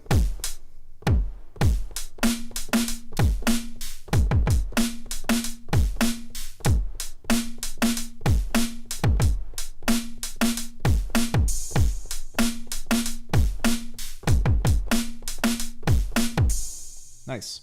So the last thing that we have here is for a couple of different things. Oh, look, you can see me. Hello. So within this would be an external resampling tool. So one thing that I wanted to show you was a couple of different options that you can use in which to create some really interesting textures to bounce out. But before we do that, sorry, I know that I'm kind of bouncing around and like I'm covering so much information, and I feel like I'm doing a really good job, but or I'm trying anyways. But what we're going to do now is we're just going to hit record, and then we're just going to bounce out each one. So we're going to go right. So here we go. 2, 3.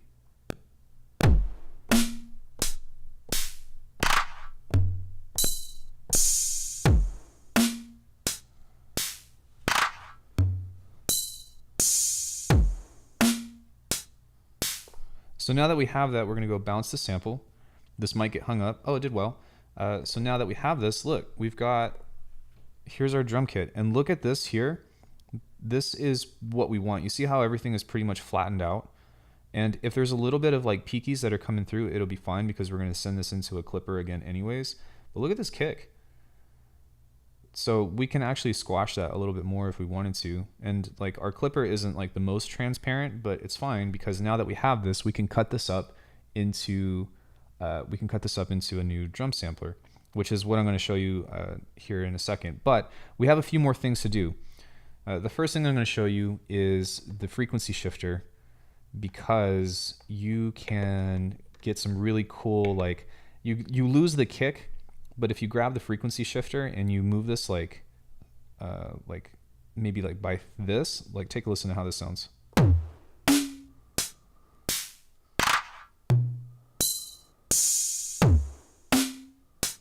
You see how you can get those really cool snare variations?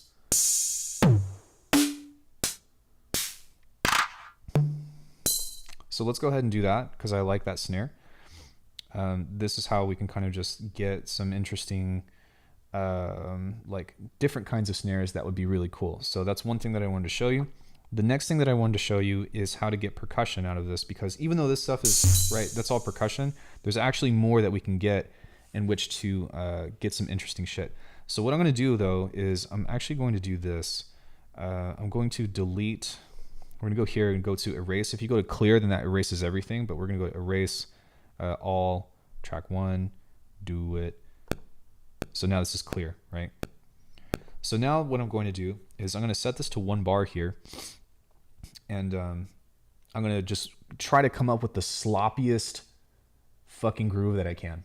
So here we go.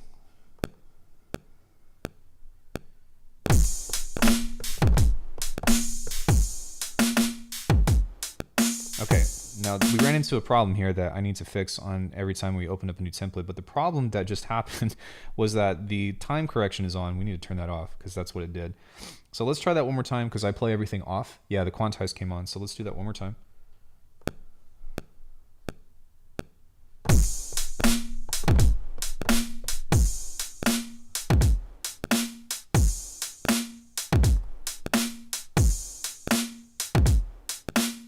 So with this now, what we're going to do is we're going to open up a couple of different effects. The first one is we're going to go into modulation, I think. Yeah, and we're going to turn on the pitch shifter. And what we're going to do with this is set this to textures mode. Now take a listen to this.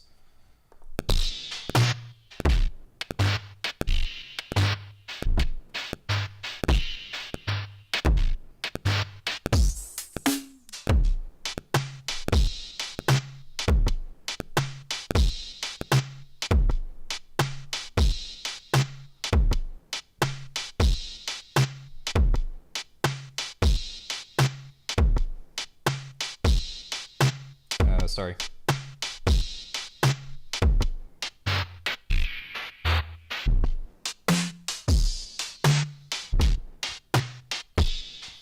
You can also change the other modes on here.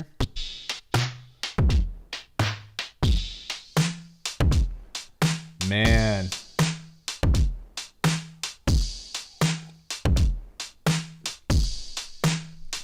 I like that. So bounce that to a sample. And you can also do a combination of these, right? So we can let go of the reverb if we wanted to. Actually, let's just go ahead and, no, we're not gonna do that. Hold on one second. What I'm gonna do is I'm gonna turn this off, and this is where this becomes really important, is we're gonna go here, go into Save Current Program, and we're gonna call this Masterclass Kit. And we're going to save this inside of our drum kit. So we're going to find drum kits here, and then this is already saved. So what's really cool about this is that this program saved all the effects as well. So anytime you want to do this, or anytime you want to come back to it, it's already there. I don't have to do this anymore. You can only load up one instance of the drum multi-synth at a time, but if I were to delete this and then pull some other shit up, then I could do that instead. But now that we have that, I don't have to worry about that anymore. So we can get rid of the reverb on this, and then we can try something kind of interesting and fun, like the granulizer or something, or granulator rather. And so I'm going to turn this back on. We can hit play.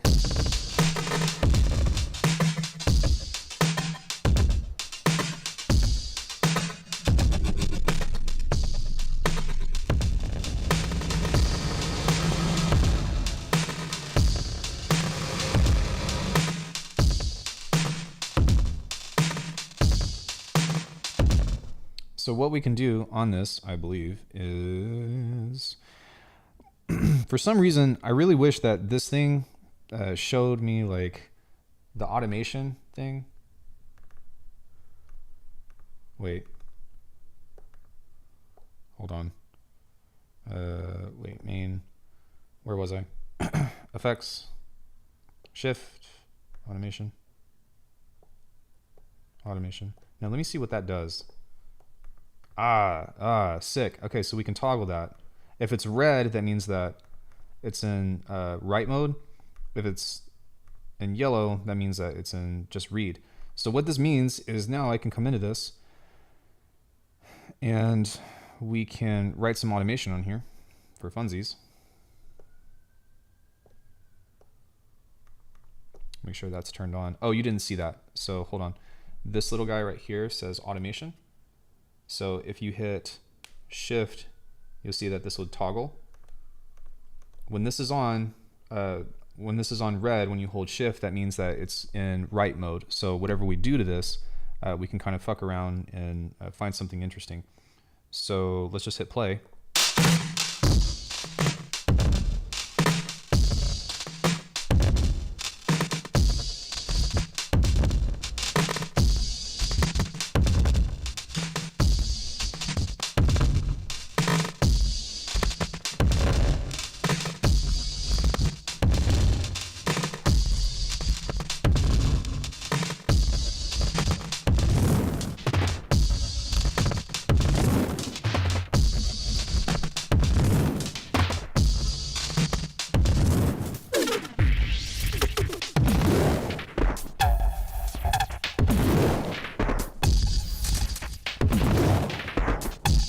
Okay, so now whenever we do that, we do the same thing, bounce the sample, and boom, there we go. If we go into double click on browse here, you can see that we've got all of this.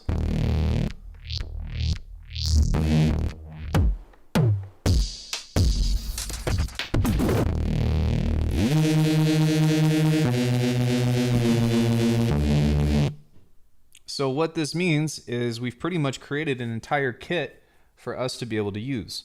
But the most important thing with this, guys, is that we need to go in here and we need to go into project and we need to rename all of these and save each one. So let's take a listen to what this one is. All right, so this will be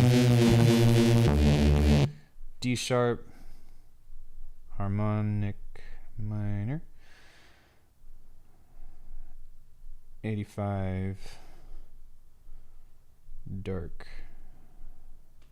Okay, and then we save it, and what we're going to do is we're going to go to Alckemy MPC, and then I have this misnamed folder here, which should be what is it called? Something. Synthrax. I think it's sorry about that. I think it's MPC baselines. There we go. Open. Yeah, this is where all this shit is. So save it, and then boom. Now we'll go to the next one. We'll call this dark texture. Texture 85. Do it. MPC baselines. Save.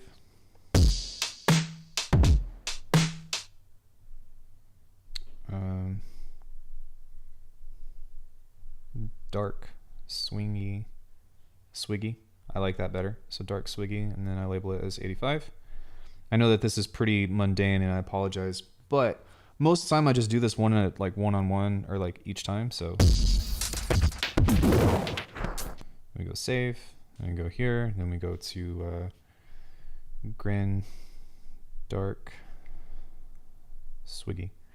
Do it, save.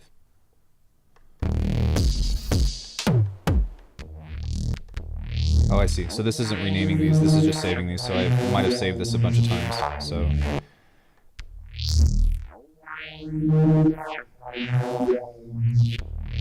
what I'm going to do is just kind of expedite this process. And I'm going to save. Save. Save.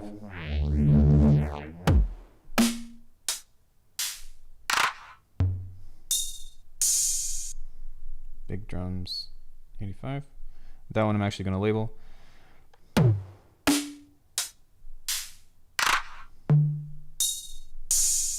Frequency, big drums.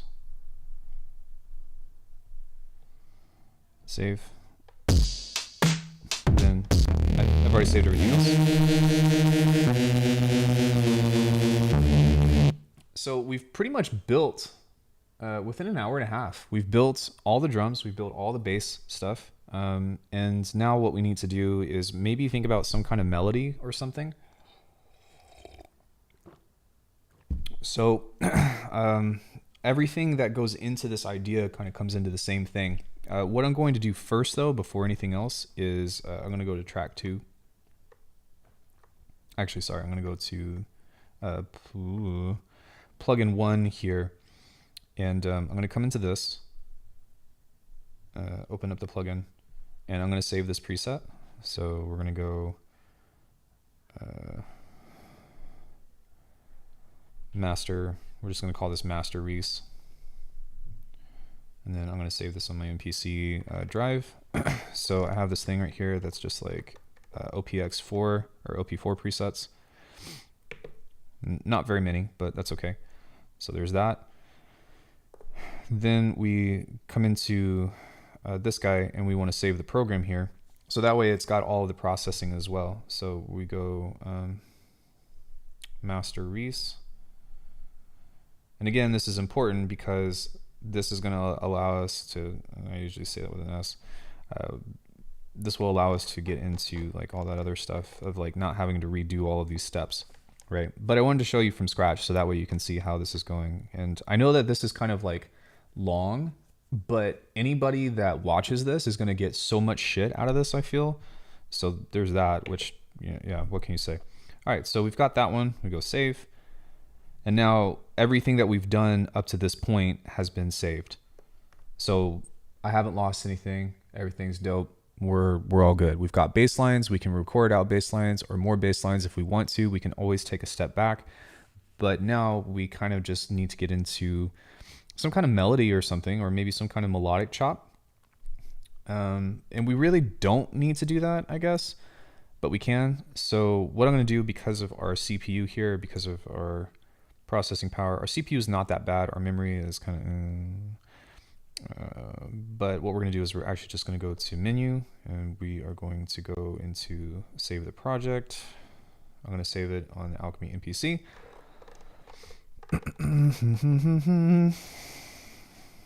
Projects. We'll call this Masterclass. Masterclass. Do it. Everything there. Save. Yay. Then we go new project and we go don't save. Because it doesn't matter, because all that stuff that we already did, we can just go into browse places, Alckemy MPC. We go into the MPC base things. And look, here's all our shit.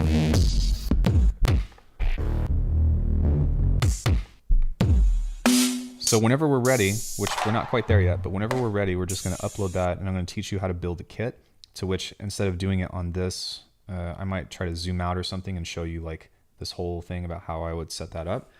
Let me check my notes really quick because I wrote all this stuff down last night. Yay. Did I miss anything? I don't think so. You can use sampler and then tweak effects live. Okay, I already did that. Drums multi, record as loop, already did that. Okay, we're gonna do the resampling, the melodic stuff next. And then we're gonna talk about layering in your actual thing. And then we're gonna talk about the anatomy of the kit. And how to just get some overall mixing shit that's gonna be really cool. So yeah, stick with me guys. Hopefully you all are enjoying this. If you have any questions, then let me know. I know that most of us don't have an MPC, but what I'm literally doing right now is showing, I guess just showing YouTube or showing you all that like, yo, like you can make insane shit with the MPC here. And yeah, I don't know. I feel really cool. Like I feel like I'm doing something really cool here. Otherwise I wouldn't be doing it. But So what we're going to do is we're going to come into this, we're going to close this back up, we're going to go back into pad perform. This is an E flat major. We're going to set that back to natural minor. Amazing. That's doing nothing. So, that's why.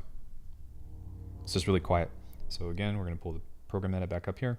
And we're going to go to initialize. And then go back over to operator or main and then turn this back up. And to me, this is kind of like, this isn't my phase plant by any means, but it definitely does some really cool shit that I really enjoy. So what I'm going to do here though is I'm going to start in this section because this is going to be easiest to manipulate. So we're going to create some plucks or some pluck envelopes here. And all of these in general are just going to be somewhat kind of like this, and then we can adjust them as we need. But I'm just going to create some easy plucks on this to be able to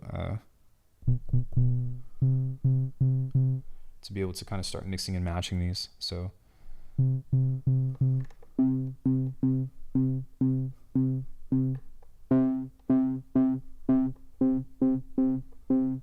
now that we have that, we can actually adjust some of this stuff.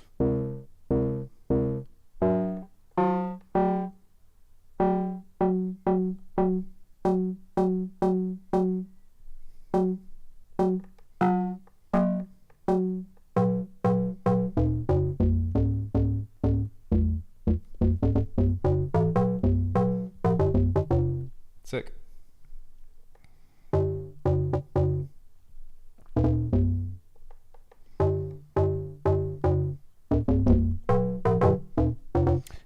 So even though this is like an FM synth, and you can pretty much only start with sine waves, the degree of what you can get out of this is pretty significant, especially because you can morph the waveforms on here.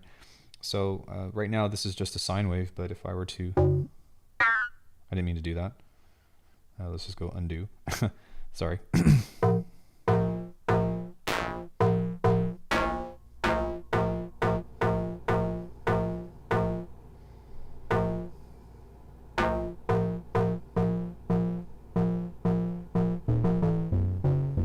Cool.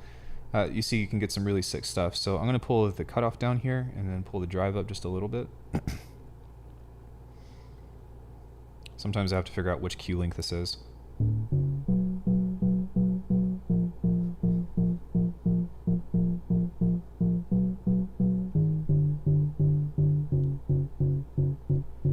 Dope. And then we pretty much get into all the same stuff that we were talking about from before. So I'm actually going to start off with this guy and go to the modulation here and go to mod 17, go into envelope 1. Then we're going to set this to cutoff 1. And then change that up, turn this up.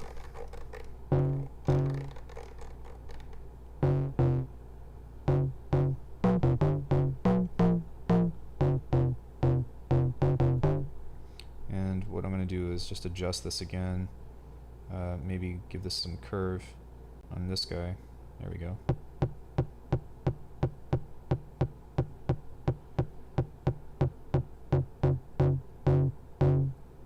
Give it some release.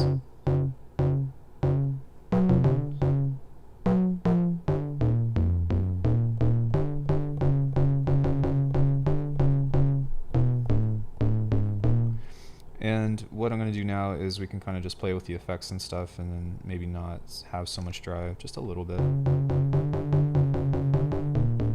And we can change this into the effects 1. I'm just going to toss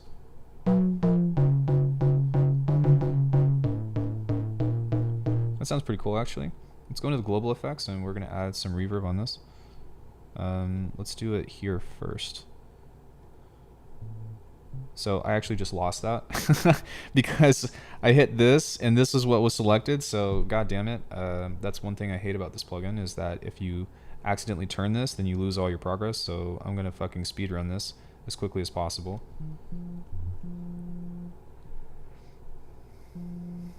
Unbelievable.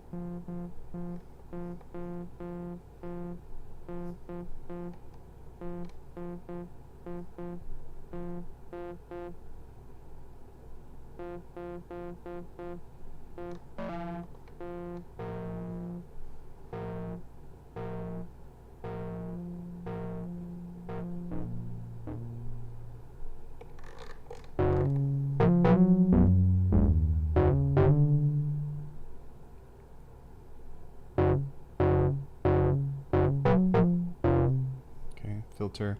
I'm just, again, I'm not gonna, there's no point of like re-explaining all this, so I'm just gonna try to take care of this as quickly as possible. So go into the modulation, go here, and the more that you practice this, the obviously, as you can tell, like the faster you get at working on it. So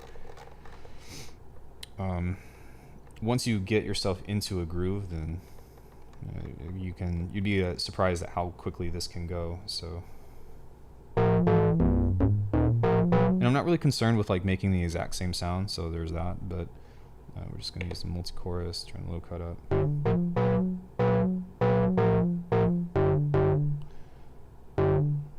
Go here, so you gotta make sure that that's selected, otherwise I'm not gonna fucking do the same thing again. Not this time, buddy. We need to find our gated reverb, and I'm gonna set this to reverse.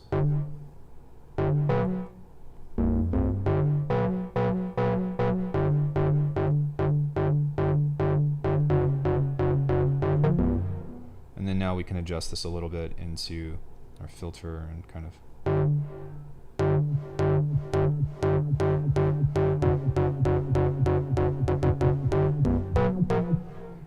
Now this actually isn't doing what I want it to yet for some reason. That's because it's unipolar. I need to set that to bipolar. I don't know why, but this has to be on bipolar in order for this to work. Yeah. I was like, why is that not working? Filter, turn the resonance back down. And then we need to go back into the envelope 1. We're going to set some curve on this.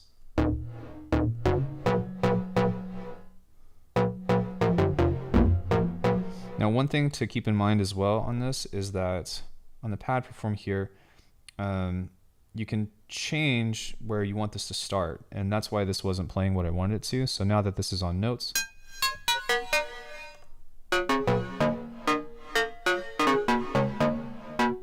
off to bed, have fun. All right, dude, thanks for coming in.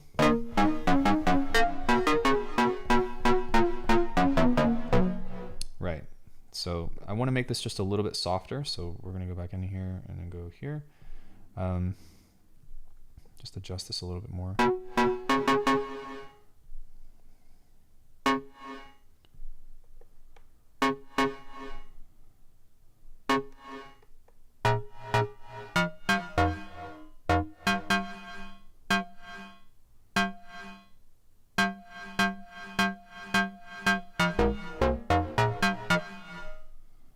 This thing can really do some cool stuff. You just kind of have to mess with it a bit.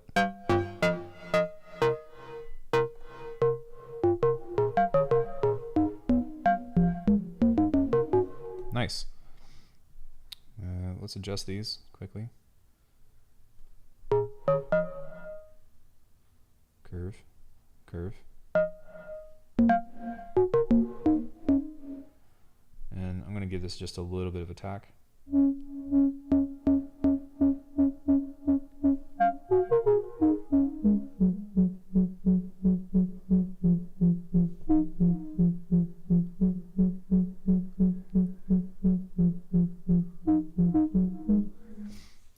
Yo, Alk, not related question, but how do I start to do ghost production service? What route can I take? You can try Fiverr. You can try YouTube. You can try BeatStars. You can try like just social media of like, hey, do you need a beat? I don't really do that. Somebody reached out to me one time for that, and I did that, but that was like a one-off thing. So there's that. But yeah, I would say probably start off on Fiverr.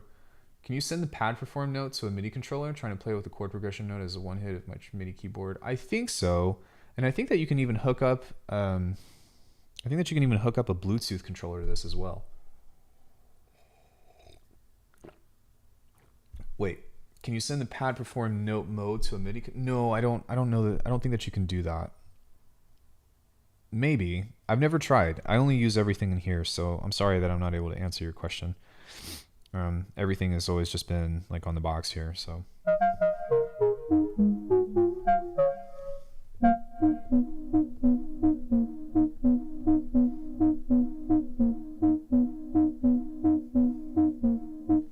All right, sick. So we got a riff now. We can process this on the outside though if we wanted to. So again, we can kind of use that same clipper. And we go diode distortion rather. Turn the drive down, turn the threshold all the way up.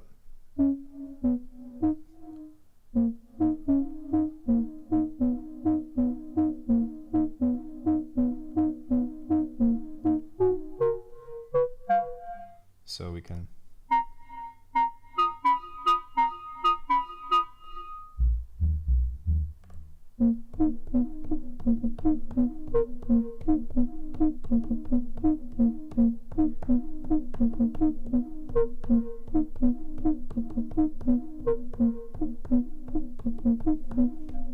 okay. I do want to give this just a little bit of oomph. So I'm going to see if maybe we can try the dynamics here. I think that there's an exciter, I want to say. Maybe in the harmonics. Let's see if there's one there. Nope, it would have popped up, I think.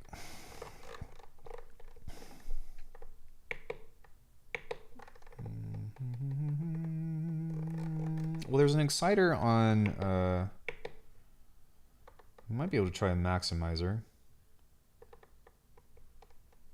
Yeah, we might be able to do that.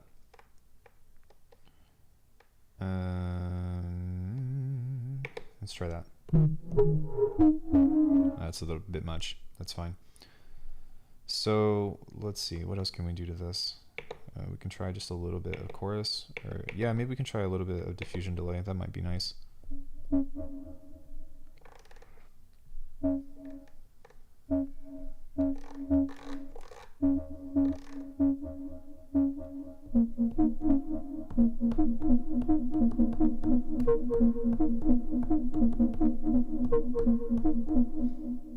Sick. Turn the feedback down a bit. And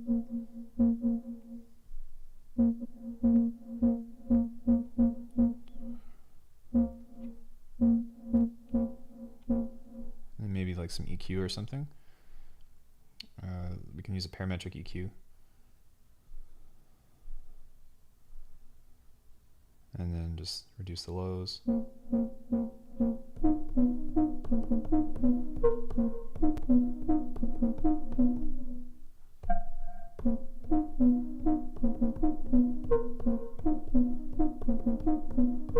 Nice.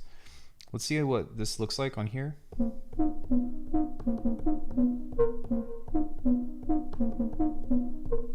Okay, now what I'm going to do is we're just going to record this. So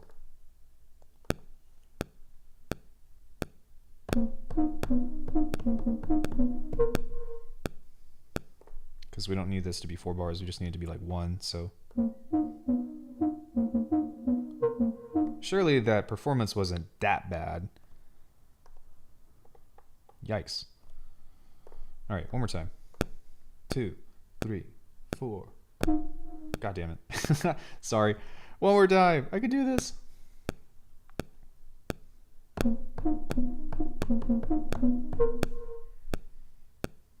Okay. Let's try that. Ah, that's why.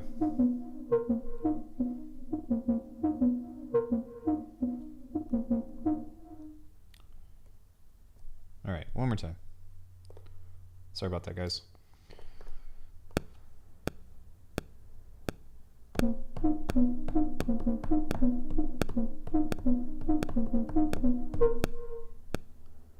I guess we got a little bit of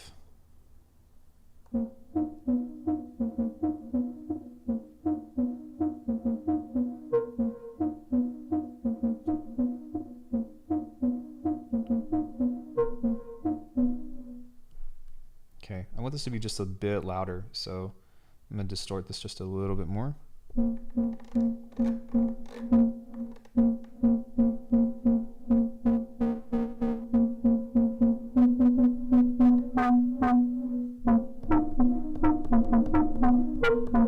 That's really cool.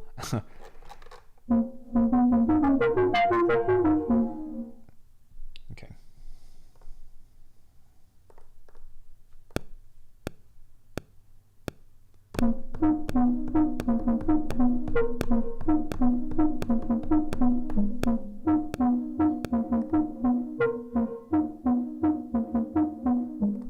Excellent. All right, so now we can bounce that out. Should be good to go. And that's 2 thumbs. Look, it's a heart. Sort of. It's a fucked up one. Wait, there we go. All right. That's a Castlevania heart. Now that we have that, let's go ahead and save this. So I'm going to open this back up, and we're going to put our kit together, and then we're going to have some fun jamming out, and then that'll be that. So let's call this... what happened here? Oh, nice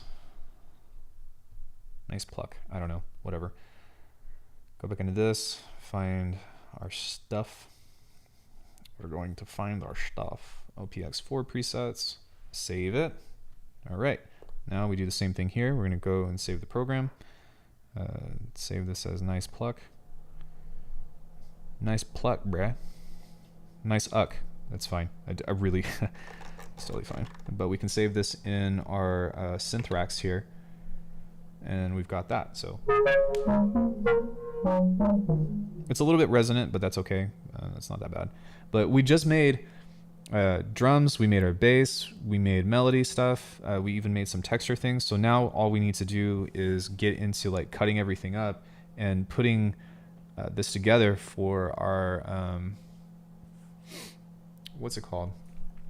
Putting this together for our thing. So one other thing I'm going to do though is I'm going to export this pattern, and I'm going to call this Momo, and we're going to save this here because I think that I have this thing in here that's like clips.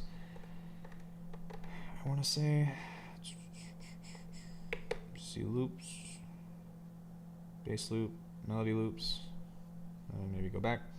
Oh shit. Export as pattern. I need to figure out where I save these, but I like this, so I might want to use it again in the future or something. So there's that.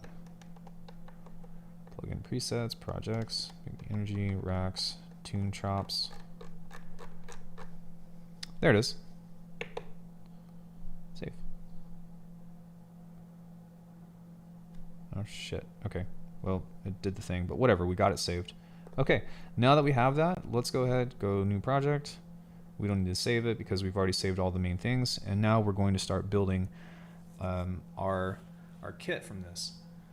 So the way that I do this, and I'm going to adjust this so you're going to see my body, is... Well, let me figure out how I want to do this. Sorry, guys. Focusing! There we go. All right, so you're not going to need to pay as much attention to this here, so it shouldn't be that big of a deal, even if it's blurry. But I usually go kick, snare, hat, percussion, percussion, percussion, snare 2, clap, or either of these are interchangeable. Bass, bass, bass, bass, melody, melody, effects, effects, something of the sort. So, but the main thing is you got kick, snare, hat, blah, blah, blah. So the way that I'm going to do this is going to be a lot easier than actually like going in and trying to slice shit and then apply it. It's too much work. The way that I found that this is extremely helpful is just getting all of our samples loaded first. So I'm going to go to the MPC baseline. So we're going to load this.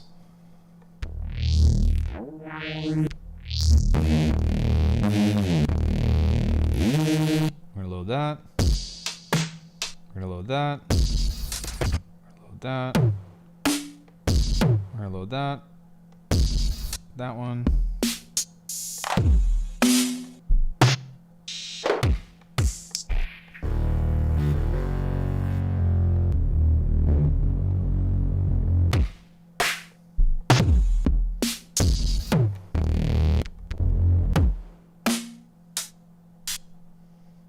Pretty much load all this stuff. We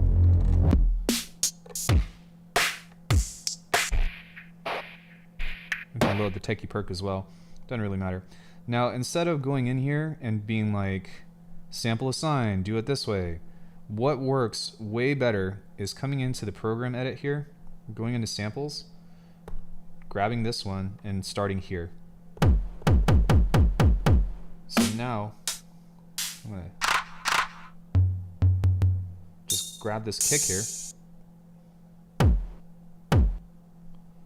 And now I've got that assigned. It's so much easier. So do it from the program edit, because that is the easiest way, at least as far as I'm concerned, to get everything that you want in here. So we go to sample and we go like this.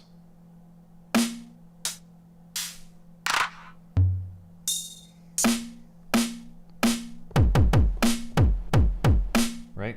We're gonna go here, we're gonna grab that clap, so big drums, go this way. We can pitch it if we want to. I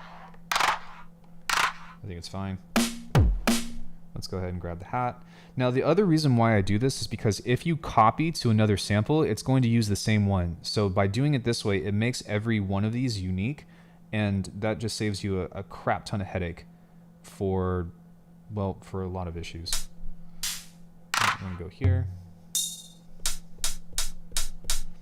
Okay. This one next. We're gonna go to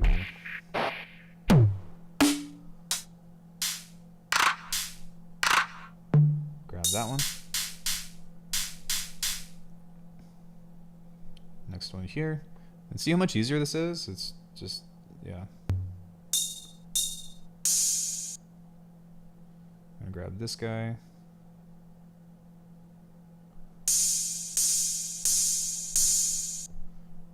This one. I'll grab that tambourine.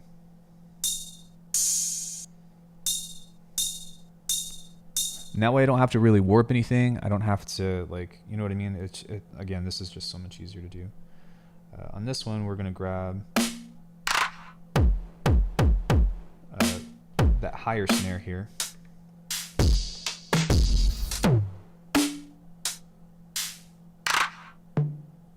Actually, no, we're not. We're going to save this for something else. So now we're going to get into something that is really, really important with this that's going to be really fucking sick.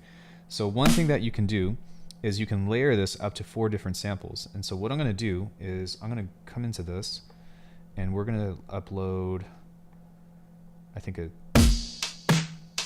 not this one, but we're going to go into this guy. We're going to layer this one here. So we've got our snare right there, place that over here. And now you're going to hear that these are playing over each other. But if you come into this and you go into cycle, I don't know why that says like whatever that is right there, but then what that means is that we can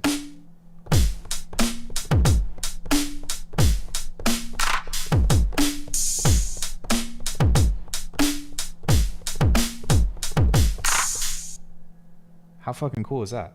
So we can cycle between that. Which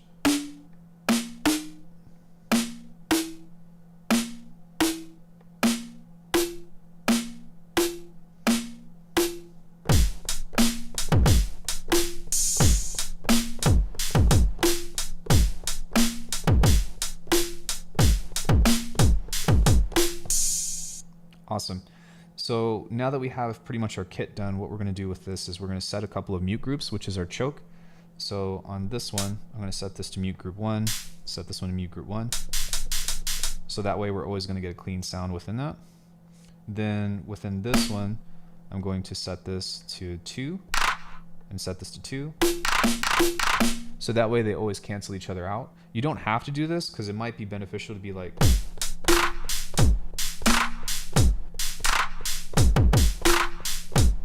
right? I don't actually want to use this per se, but I just wanted you guys to be aware of that because this is a really cool like trick that you can use if you want to, what's it called? If you want to do like TikTok snares or whatever. And it's a great way to kind of like save some space within not having to like flip over to a new thing. So there's that, but I'm just gonna grab this.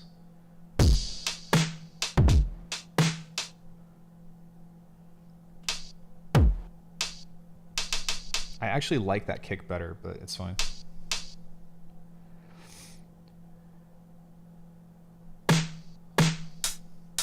So now what we can do is we can also layer this stuff with other things too. So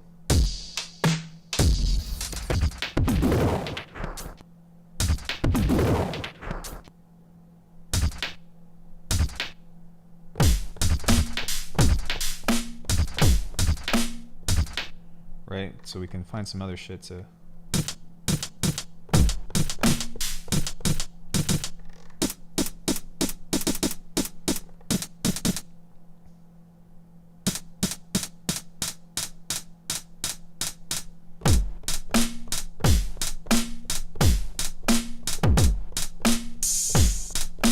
Now the other thing with this as well is that you can't do it on this screen, but we can adjust this here to turn the volume down. So we can just come over here and, oops. Oh, you can also pan that out. That's pretty cool.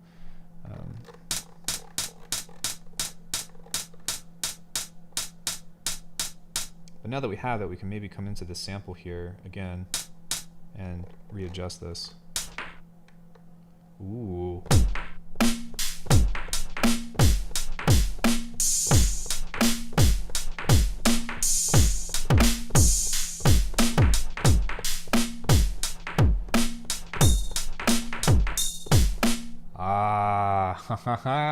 How cool is that? So, what is this?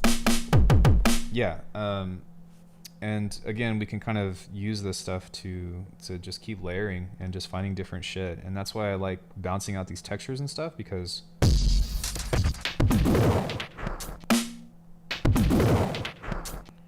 you can find just a bunch of really cool stuff to like beef up your drums with.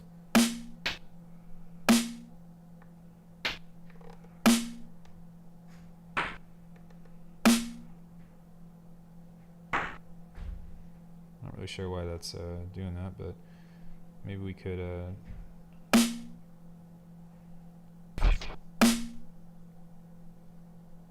oh, that's why, because we have this set to TikTok. I was like, what? Global.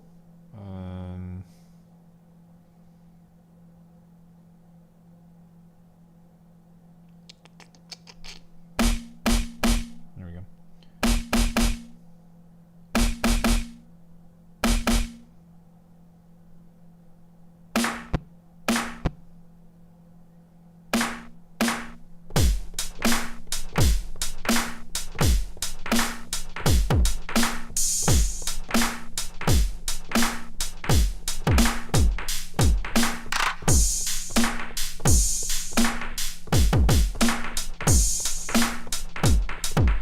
Right?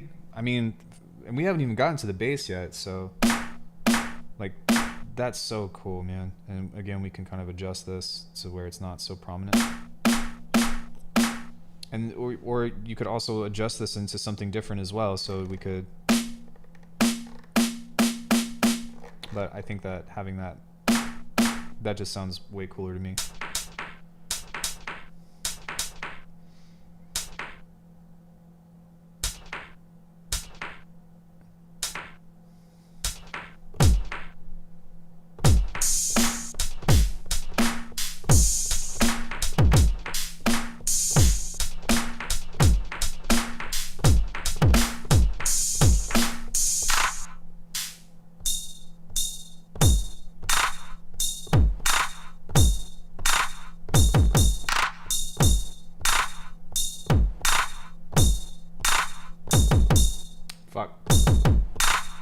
Yeah, hey Zomblaze, what's good, bro? So within this stuff, now all we really have to do is we will set up some side chaining here in a second, but more importantly, like we're just kind of building this and getting everything ready to just to jam out. And we can always change this too if we don't want to. So I think that we can come into the sample and I think that we can mute it if we wanted to.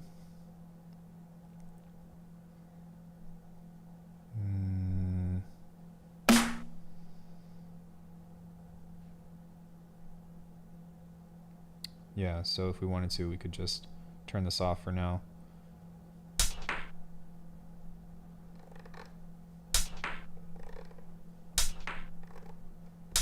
just turn it down. Sorry, coffee. And you know, we can continue to layer this in any way that you want to. So we can find something else here. So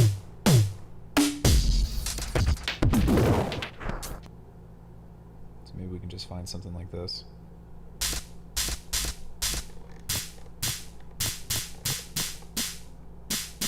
See, and that just adds a little bit of extra like crunch to it.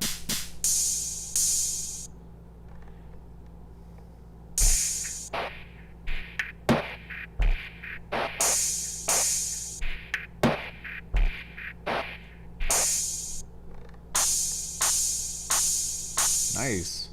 See, it's just like giving us like more options, and like that's why this workflow I feel works so well, because it's setting shit up to where you can start putting all the pieces together and having a lot of fun with it. And again, like we got this far from scratch in a matter of 2 hours. So it is a masterclass, so there is that. But at the same time, like there's, yeah, that's super cool. So we can also set this to group 3 maybe.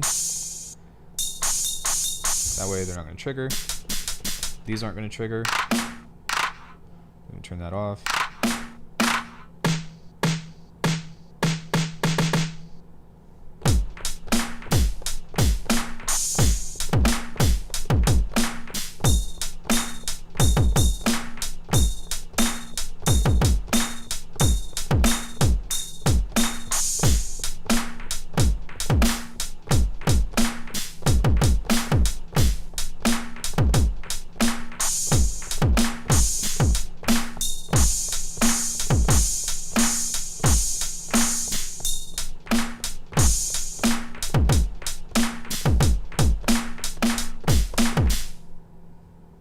Amazing.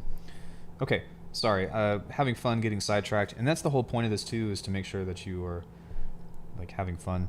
So I like my main bass chop to be right here. It's just easier.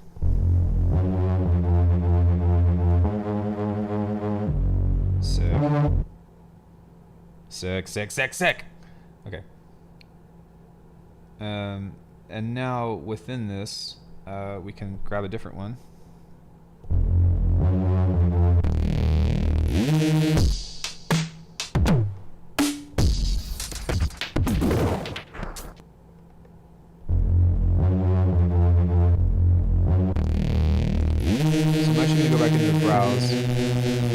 Because I think that there was some other stuff that I missed.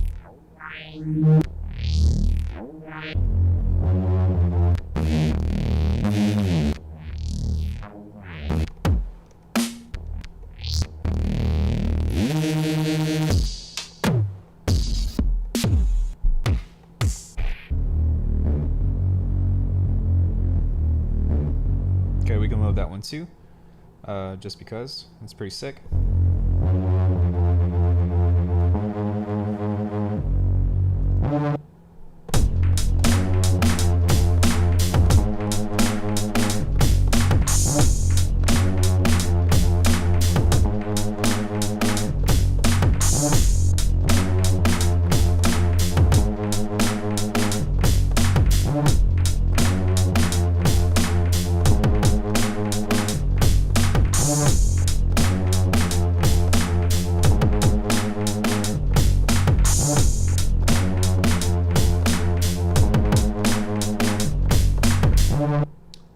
Right? Right? Okay. No? Maybe? Somebody. Come on. Come on. That's... Alright, maybe I'm tooting my own horn a bit too much. I suppose so, but I'm also having like a really great time with this, and that's what's also really important. So, and this is why I like doing this shit. So, what I also need to do is find... we need to come back into this and find where that's saved. Because apparently there's a few things in here that didn't save where I wanted it to, so let's go hunt it down.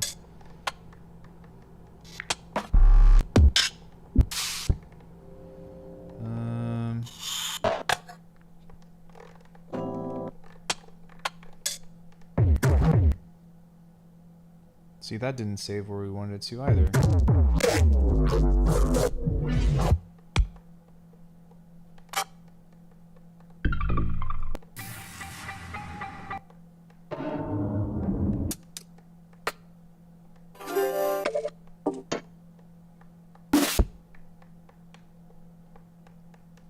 Well, that sucks because I'm not really sure what happened there. I thought that I saved that where it was supposed to be, but I'm trying to hunt down where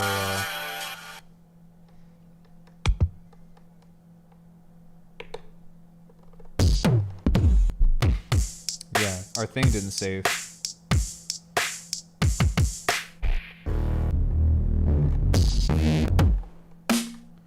So that's fine. So what we're going to do is we're going to go to main, because I think that we can salvage this. We're going to go to new plugin. We're going to go to browse. We're going to find that nice pluck. There it is. It is all good. We go load. It's going to take a second. It's thinking. Maybe.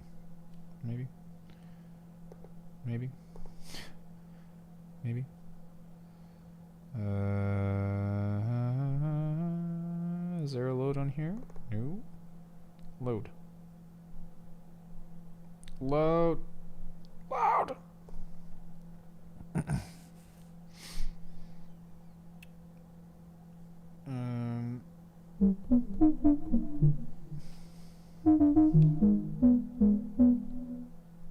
Oh, we're doing the wrong one. It did load. That was the wrong one. Maybe it's in the synth racks. Load. Go main. Discard this because we don't need it. Delete. There we go. It's got all of our stuff. So now I think that we can actually load. I've never done this before, but let me see here if I can grab a clip. I don't actually know how to grab a clip. Clip program. Oh, it's right there. Okay. Let's go here. Alckemy NPC, and we go clips. This is good because this is making us solve problems that I normally wouldn't do.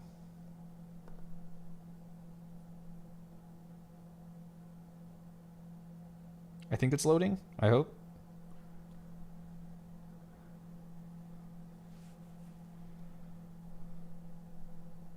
Okay, stop. Main. Clip.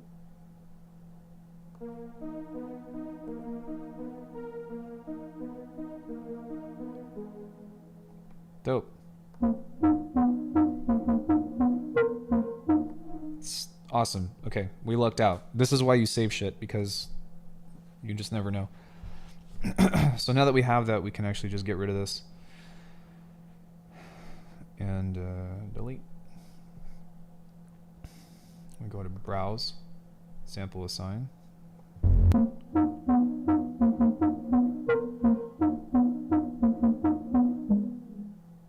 Maybe. Oh, that's why. Okay, hold on. Go to track 1.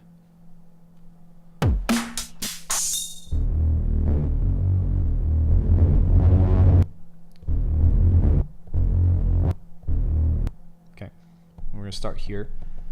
Go to menu, go to browse.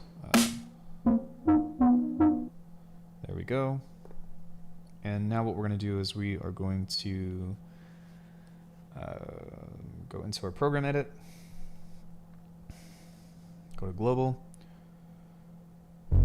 set this to 4, 4, 4. So now none of those are going to trigger each other.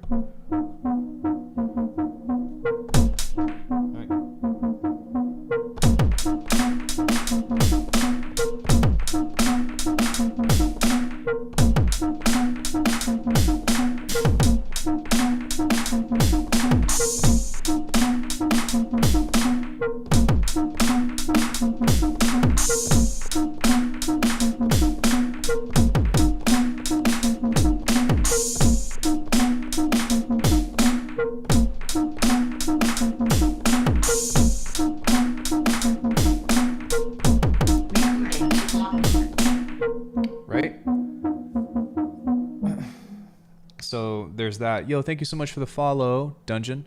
I really appreciate it. I didn't see the last name there, but so now that we have that, like our kit is pretty much done. The only thing left that we need to do is to just set up our sidechain. And unfortunately, if you do everything within a single kit, it's kind of annoying because, well, because reasons. But what we'll do is we'll go into dynamics and we're going to add the mother ducker input.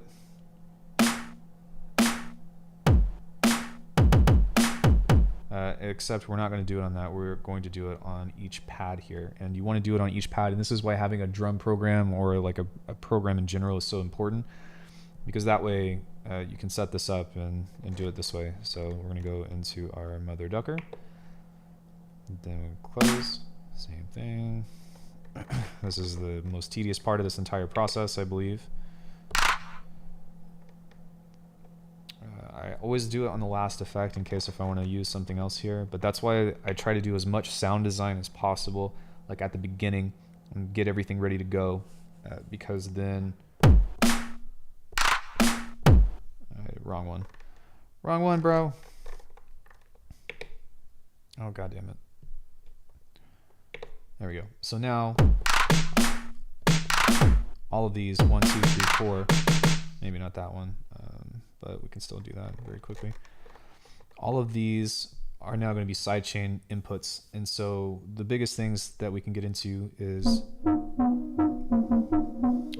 going into this guy. And you can set your sidechain up to, like, if you're doing like actual tracking and recording, then you can set your sidechain up to a submix. But because I like to have everything on here and be ready, like already be ready to go, I just do it this way. So I'm going to set a relatively quick release, relatively quick attack. Use quick attack. There we go. Now I wish that I could copy this, but I can't. So I wonder if I can. I think that I have a sidechain thing on here though. I do, but it'll be easier instead of me trying to chase it down to just do it this way.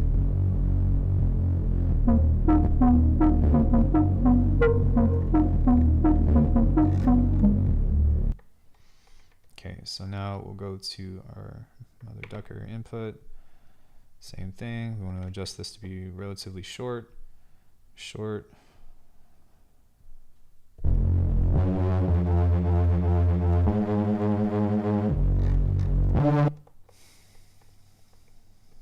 Select. Shorten that out to like, I don't know, 10 milliseconds. We want this to be as quick as possible. And you might have some trial and error with this to get it to sound right, but that's okay. Now, I know that it seems kind of tedious to build this set like this, but the cool thing about this is that once you save this program, you don't even have to save the project anymore. You could just save the program and pull it up in the future. And what's amazing about it is, like, I'll talk about it here in just a second, but you're essentially building not only like a tune, but you're also building a set. Love that your streams are so long. I've only been live for a couple, like 2.5 hours, but yeah, I like long streams too.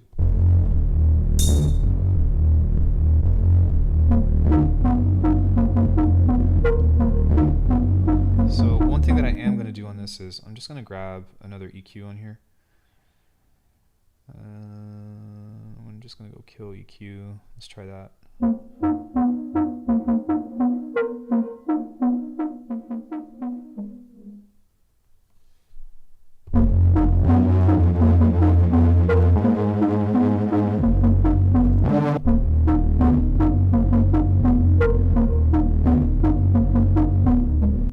Okay. Instead of using that, I think that I'm just going to grab a high pass filter on this instead. Just because I think it's going to be easier to do. So we're going to go here to like, I don't know, maybe 1K and go high pass.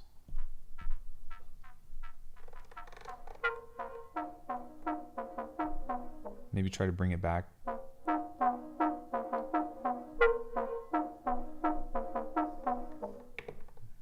Maybe add a little bit more reverb to this.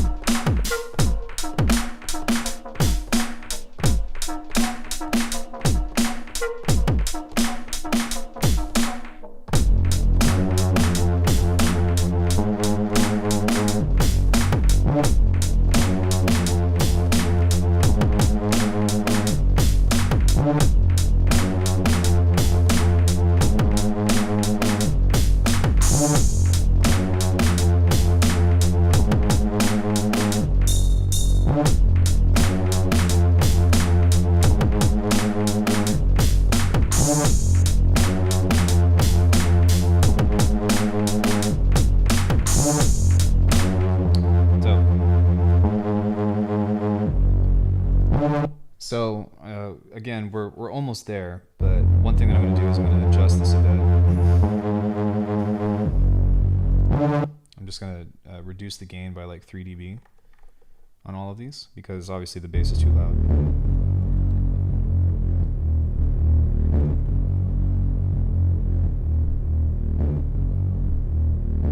Okay, it seems like those are the same, so I'm going to see if there's another bass that I can add here instead.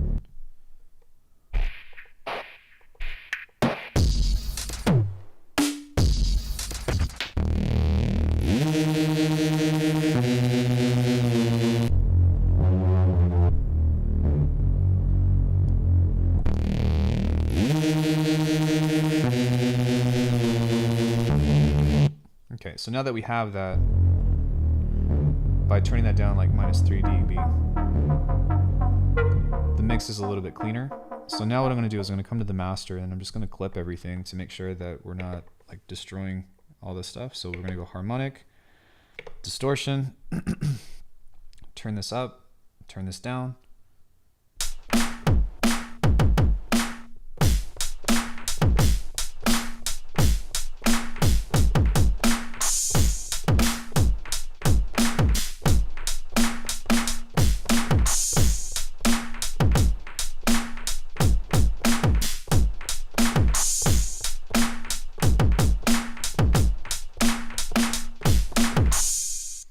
Yeah, so now that we have that, we kind of just have to play around with the mixing and stuff, but we've got our chops in, we've got something musical, we've got we've got bass lines, we've got drums, we can kind of set other things up to be like one shots or whatever if we wanted to. So this will be the only thing in this entire thing that I'm not going to do from scratch. But if I were to go here and go to browse, and again, it's just too much fucking work, but well, I suppose I could. It might be nice to do that. So maybe instead of doing that, I lied. We're gonna go to Program Edit, and we're gonna find one of those bass cuts.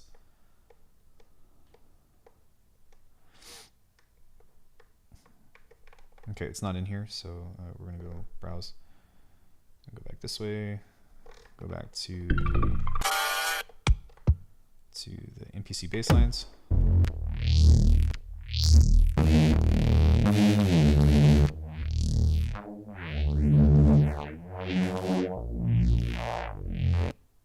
Okay.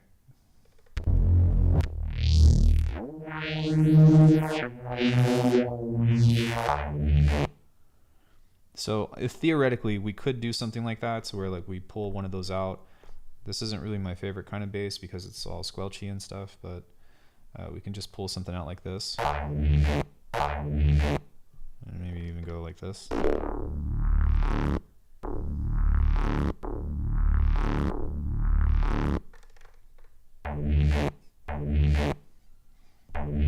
Go to global.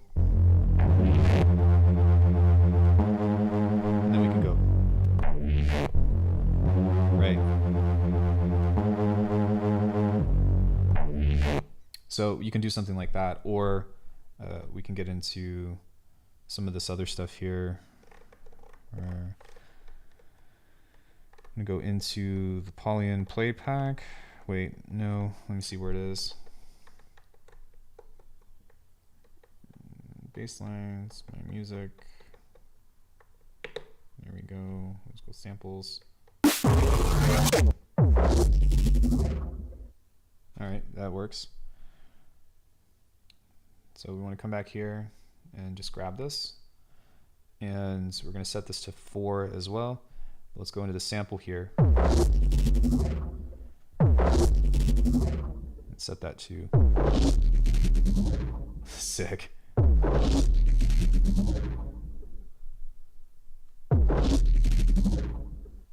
Okay. Now one thing that I might want to do with that in particular is, again, come back into this and grab that same sidechain thing.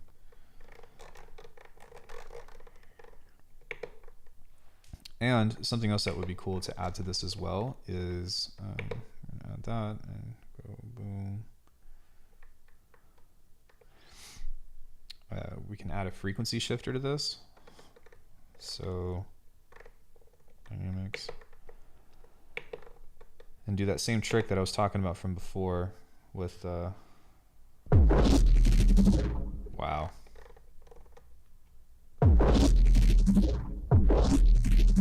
Sick.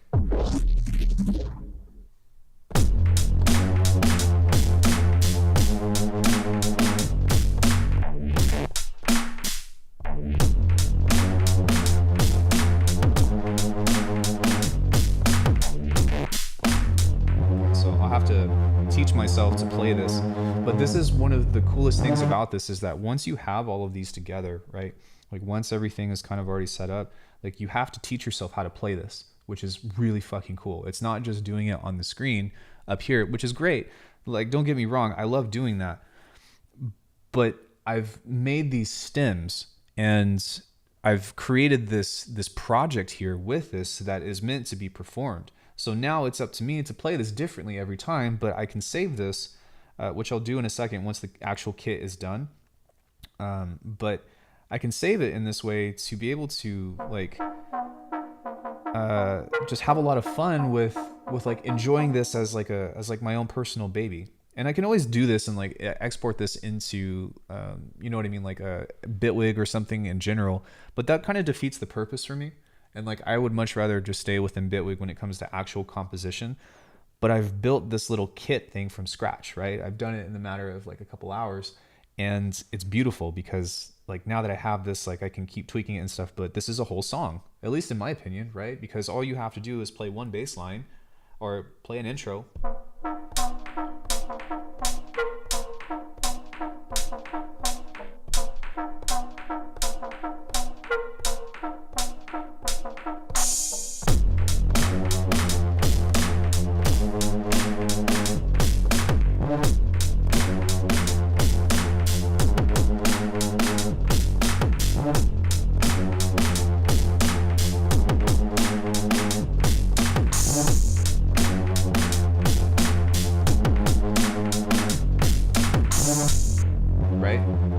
Change it.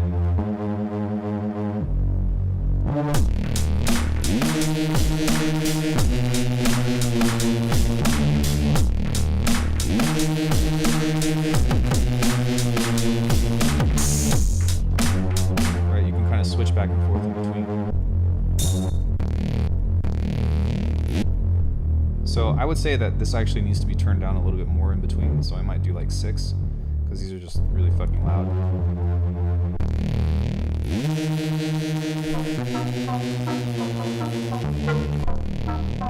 But you can kind of see like how all the stems play with each other, right?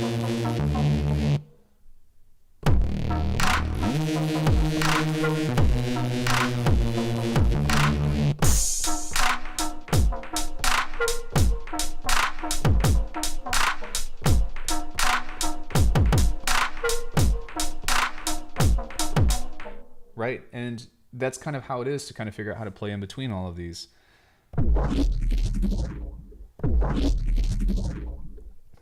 I don't know, maybe like maybe something like a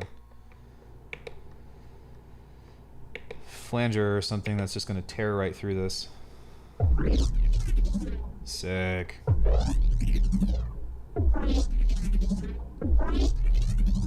That's so awesome. Welcome back, dude.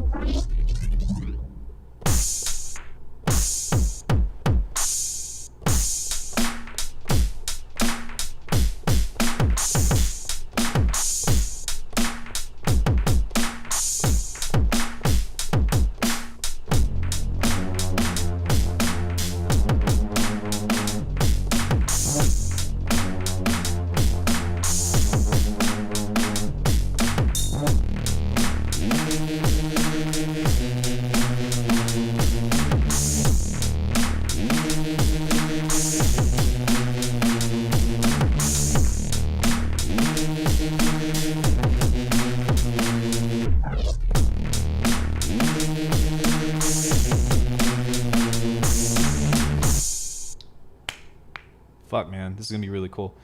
So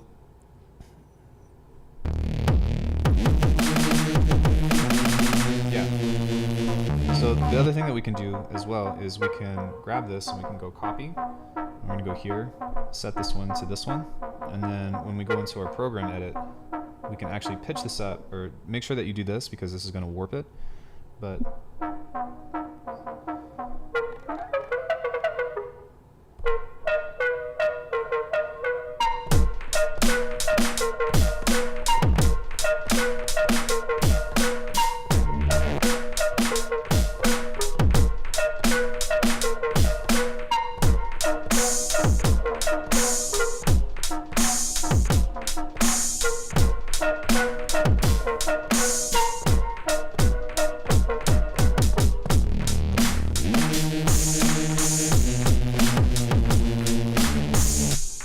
right? Like, this is so fun, man. I love this shit.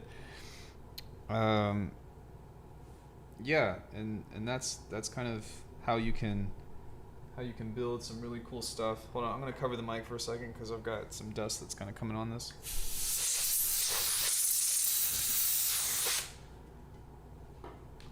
But yeah, I would say like everything except for like the craziest neuro-based chops is really easy to do within this. And if you listen to somebody like EPROM, if you listen to someone like Shades or Alex Perez, or like a lot of that like I guess they call it like freeform bass, G Jones even, just really simple stuff, you know? And you can get into this and you can edit this even further, right? So let's say like this has too much, I don't know, too much stuff. You can also like apply different effects to each of these here. So one thing that might be worth mentioning is we can grab this. Let me figure out which Q length this is. So we can set this to like a low pass. So now we've got a little bit of a contrast between these.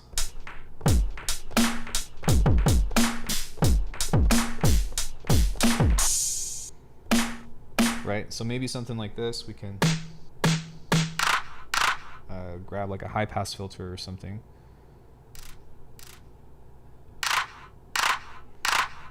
And just clean everything up.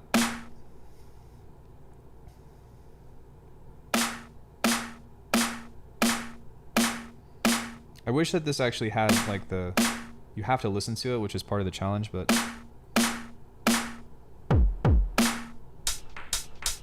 right, so we can adjust this as well.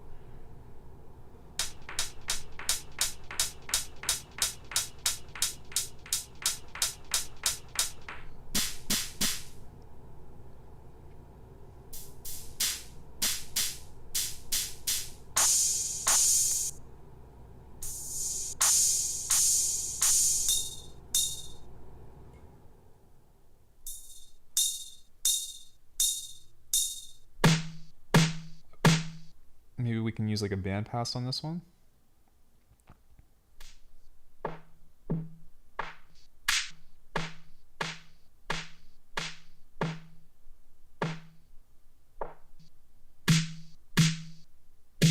That's a band stop.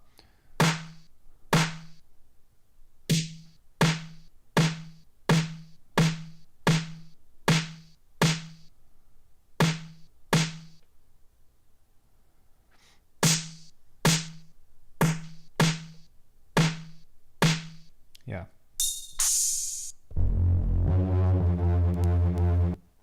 We can use like a band reject on this one, or a band stop. Same thing with this.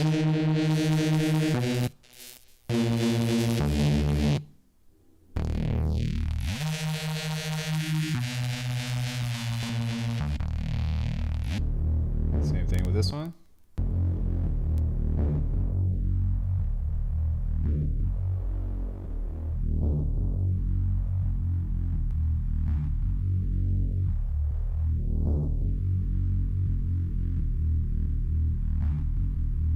Maybe not on this one. I think this one's fine.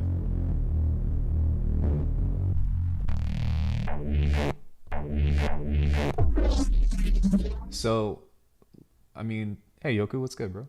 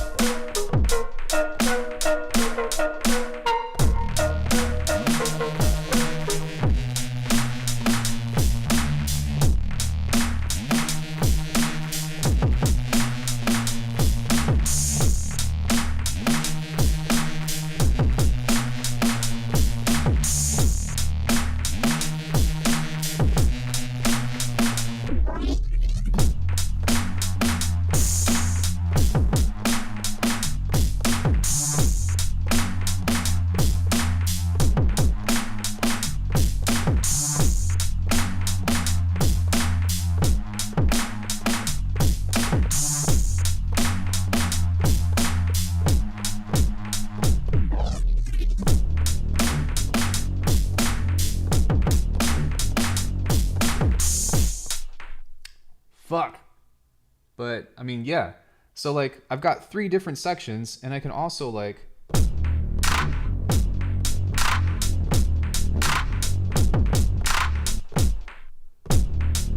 hold on.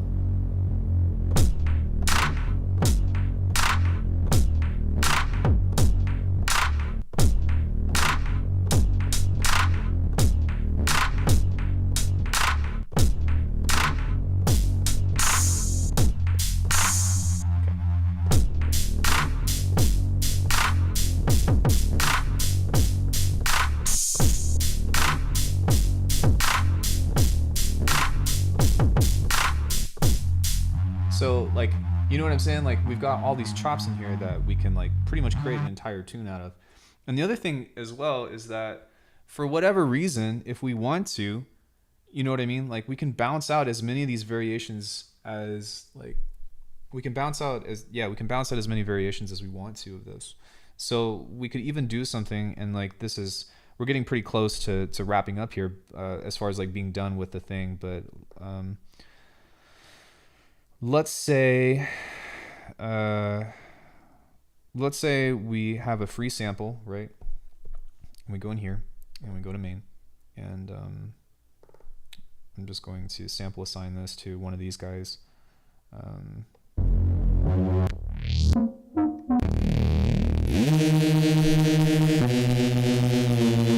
right.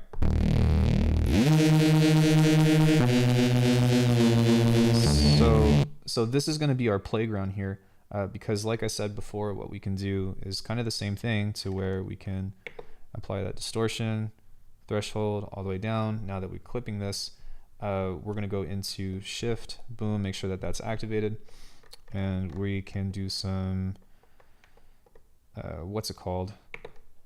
We can do some interesting filtering and stuff with this to get a different variation of this, and then we can TikTok that. So what I'm going to do here is kind of the same deal as I've done earlier within the stream, but we're going to go here and pull that off. We're going to boost this just a bit. Sorry, we're going to boost this, and then we're going to pull that off. We don't need to do it by quite that much. But we're going to adjust that and then boost that by like 2 dB. Then we come on over here. Maybe we have that one as well. That one's a little wider. That one's a little tighter. And what we're going to do is we're just going to lay down this line here.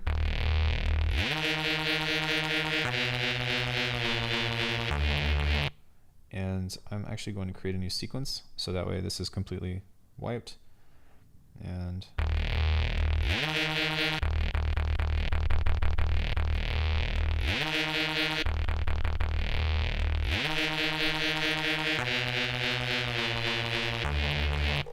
so with this in particular, we are just going to make it as long as it needs to be, which is about there. So we go menu, when we hit play, right?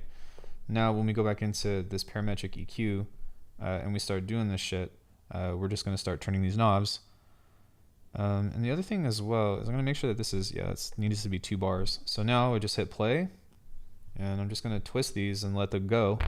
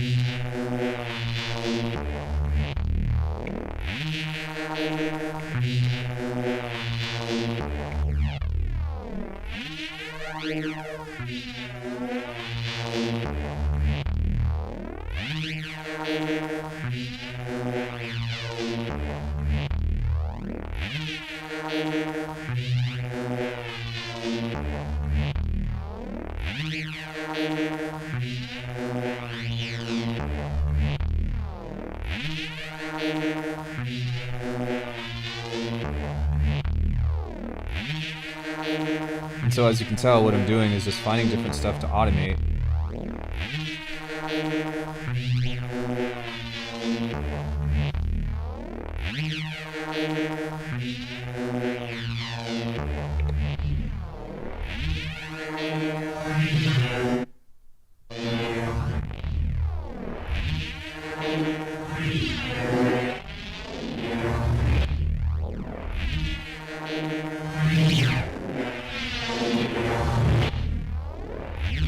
So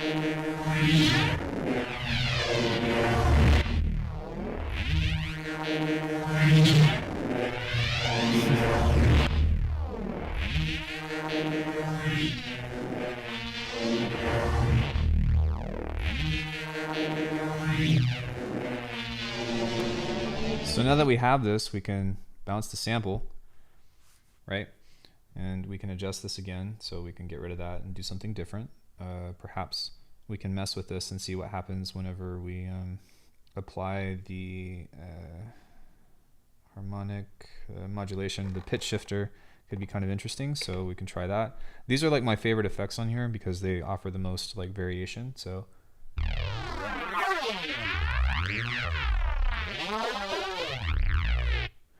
I'm kind of interested to see what happens if we set this at like 50%.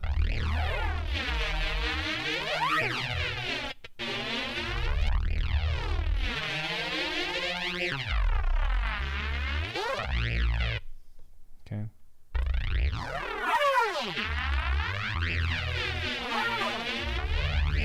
Okay, so maybe not. Let's go ahead and get rid of the flanger now.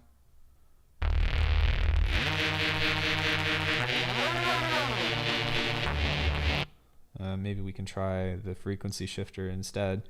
And again, this is just part of it, right? Because I don't, like, there's so many effects in here that I haven't necessarily memorized yet. So sometimes just trying to find the right combinations and stuff can be really fun to just mess around with and see what you can find.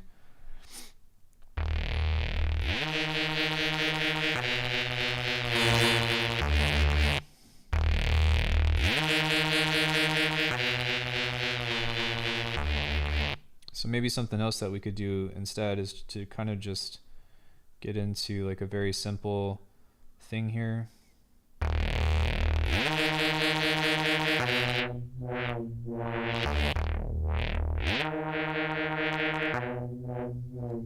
Okay, so I'm going to start here and then I'm going to go.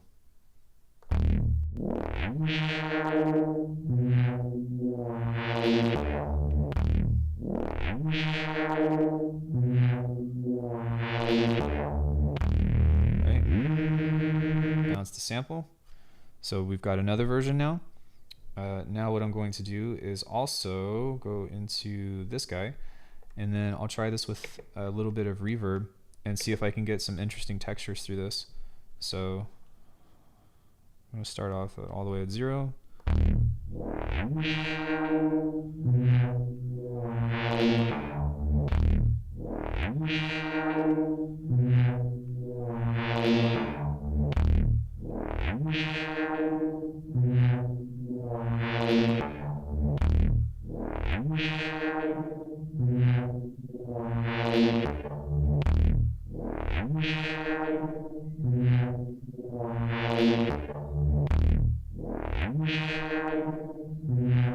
So before we do that though, I'm actually just going to stop this and make sure that this is here, so that way we don't like mess up the low end.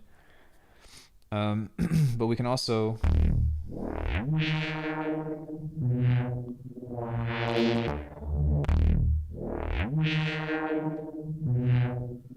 of mess with that as well.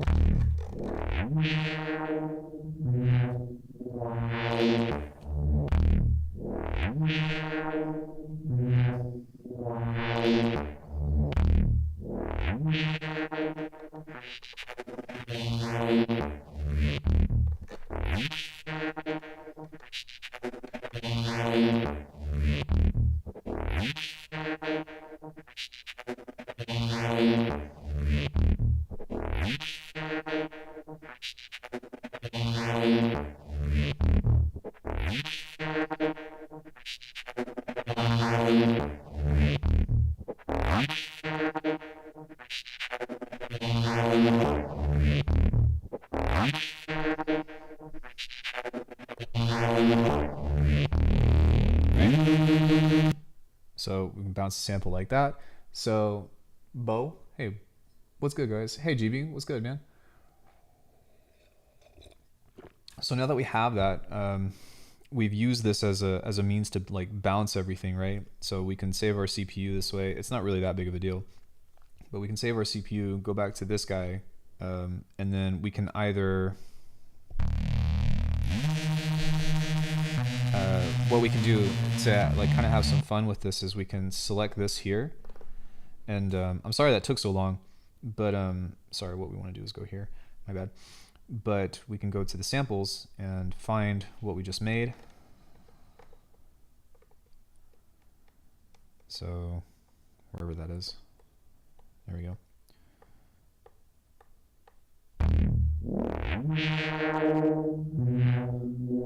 Go layer 2.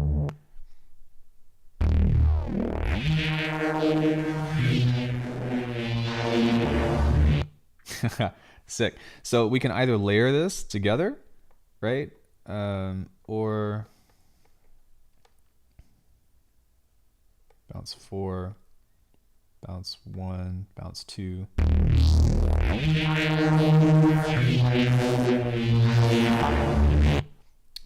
One other thing that we can do with this is kind of like what I talked about before, to where we can cycle this. Set the mute group to 4. So we've got a consistent one.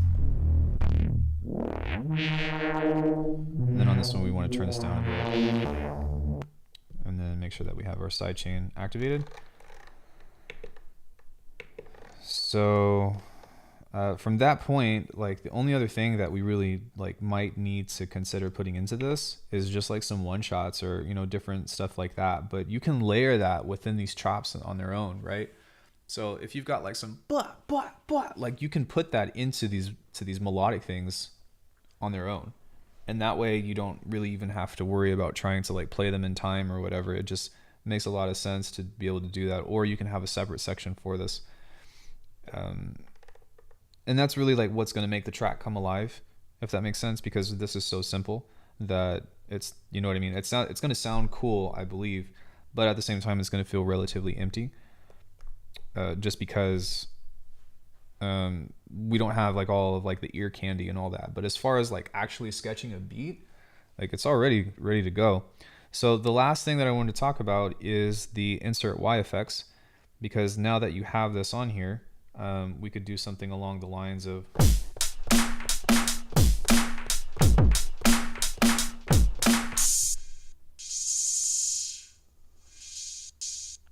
right. So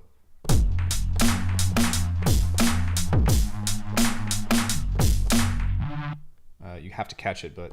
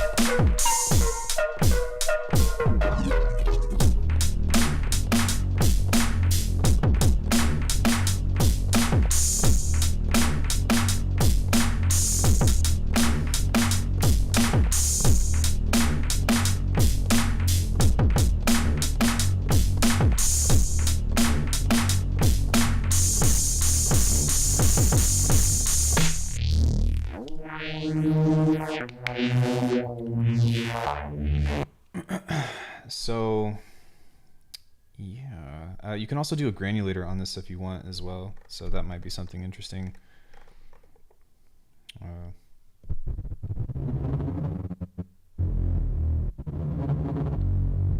Although I don't really find the granulator to be all that interesting as an XY pad, but you can also do a tape stop.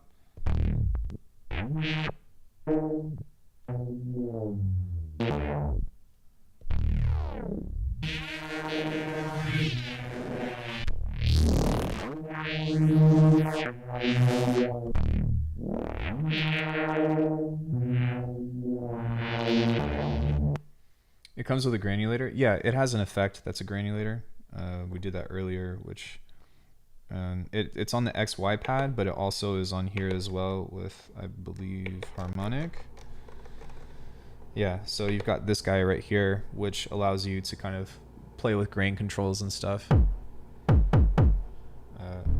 Which I'm not sure where I place this. There we go.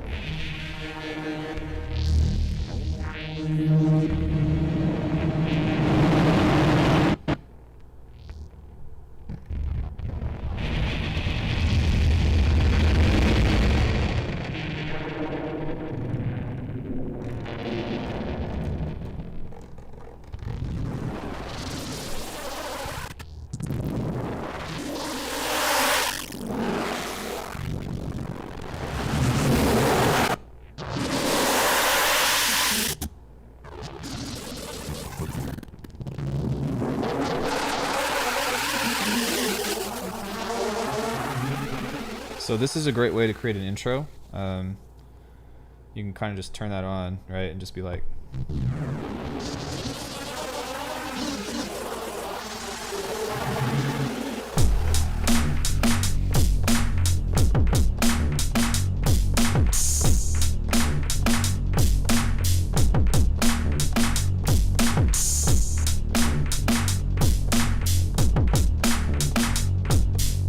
Right, and then just like hit it, and then you can kind of try to toggle that off quickly whenever you want to do a switch. Maybe the best time to do that would be like yeah, so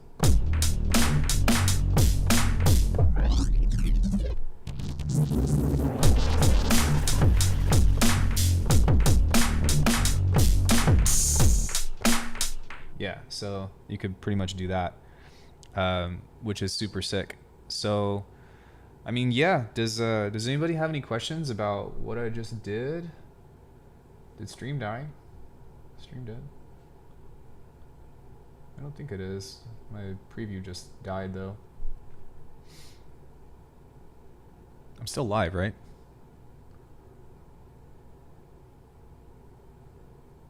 So in this masterclass, we talked about how to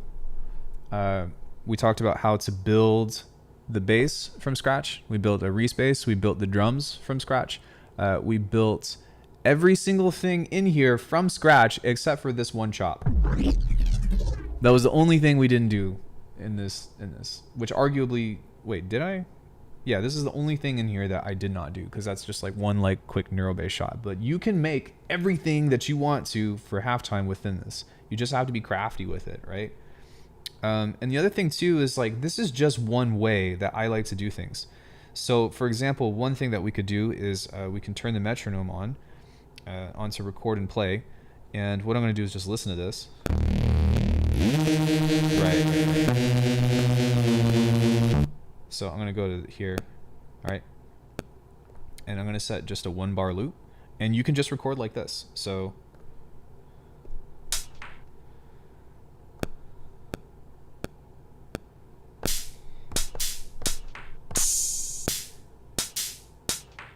oh, God damn it. Sorry.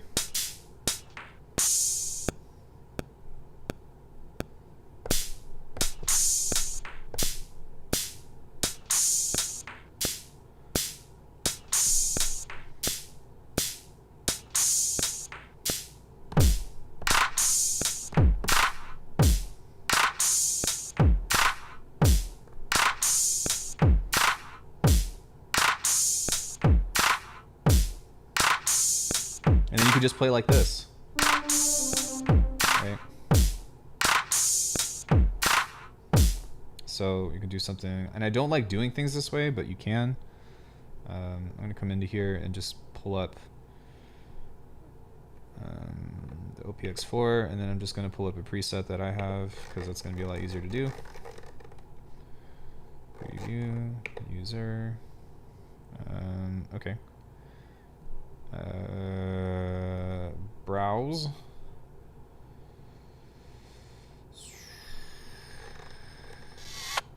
Go to OPX4 presets.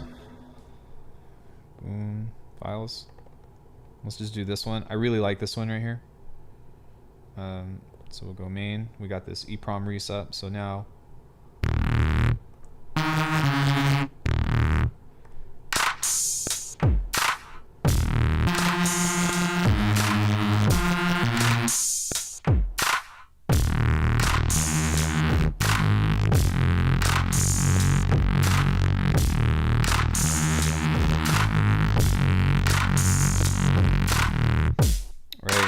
that's not the most exciting thing, but you can do it that way.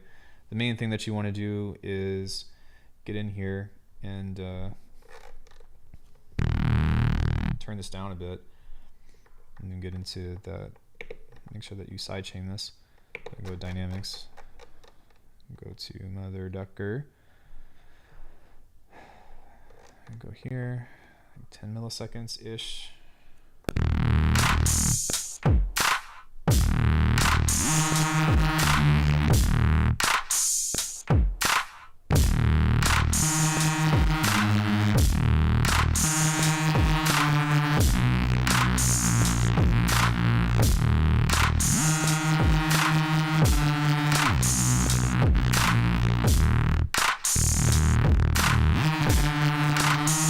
Right.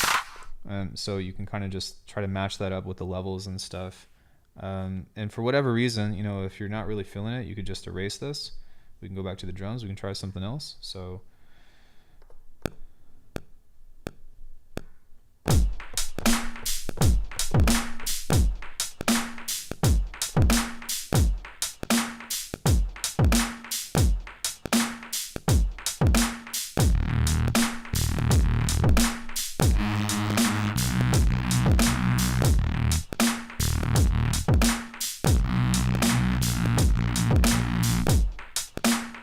right, you can go like that. Retrospective record.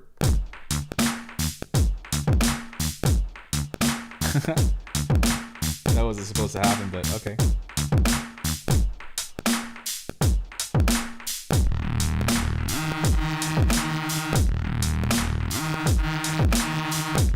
Right, so for whatever reason you can do that. The other thing that you can do as well is we can hit undo. We can go like this, and then we can go duplicate or double the length.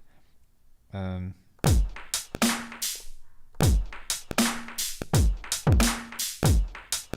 we go.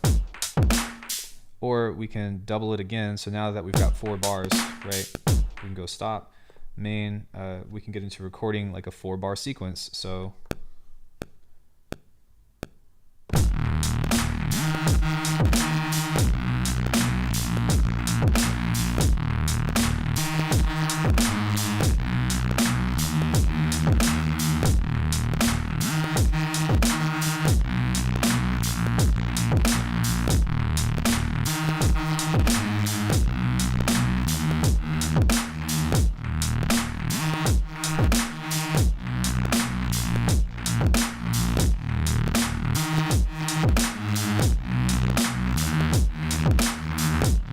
So for whatever reason, if that's too fucked up, which sometimes it is, which is totally cool, you can delete this, and then we can play along to the bass line instead.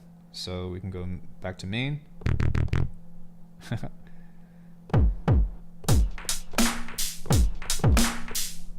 So we go get ready.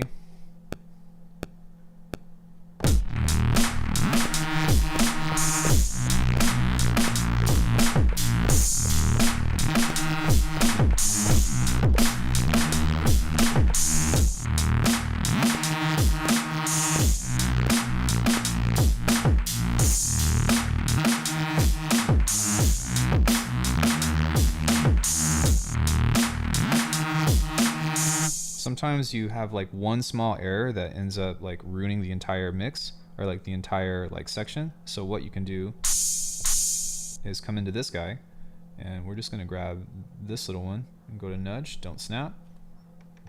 And we're just going to move that over.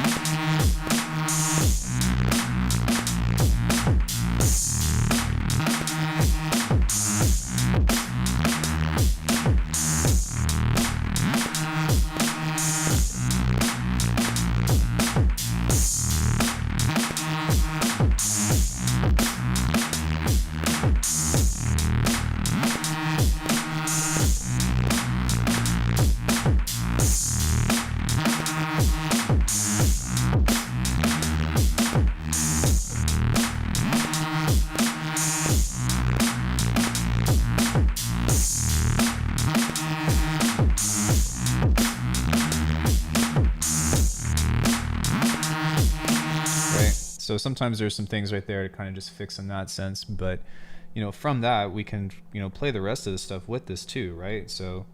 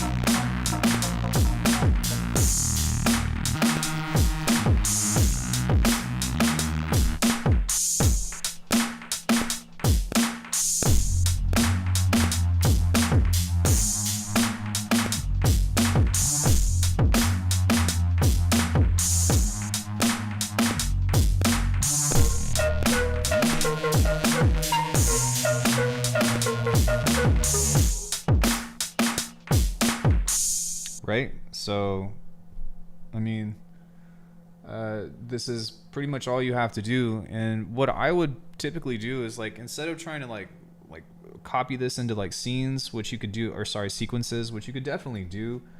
I'd probably just do like one at a time or something. And then like bounce out the stems, which you can export the stems.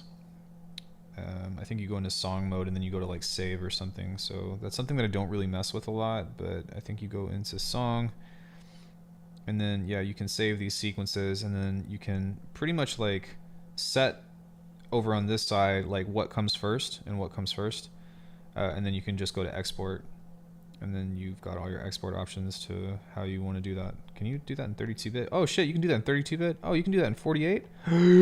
What? That supports up to 96 kilohertz? Damn. Separate programs. That's your stems. Export returns, right? So cancel. That's fucking sick. I didn't know that. So...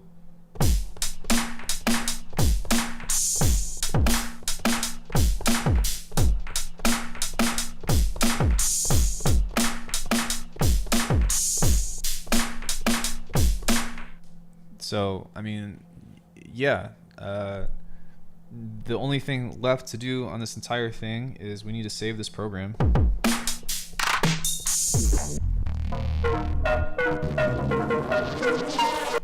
So within this, we can... hold on one second. Going this way, save current program, and we're going to call this Masterclass Kit. Save it. we're going to go into this guy, which is the Alckemy MPC, and go into drum kits, and see I've got all these other ones here already ready to go. Some of these you guys have actually sent me samples in, but cancel. Masterclass, maybe full, because we saved Masterclass full. There we go. Save.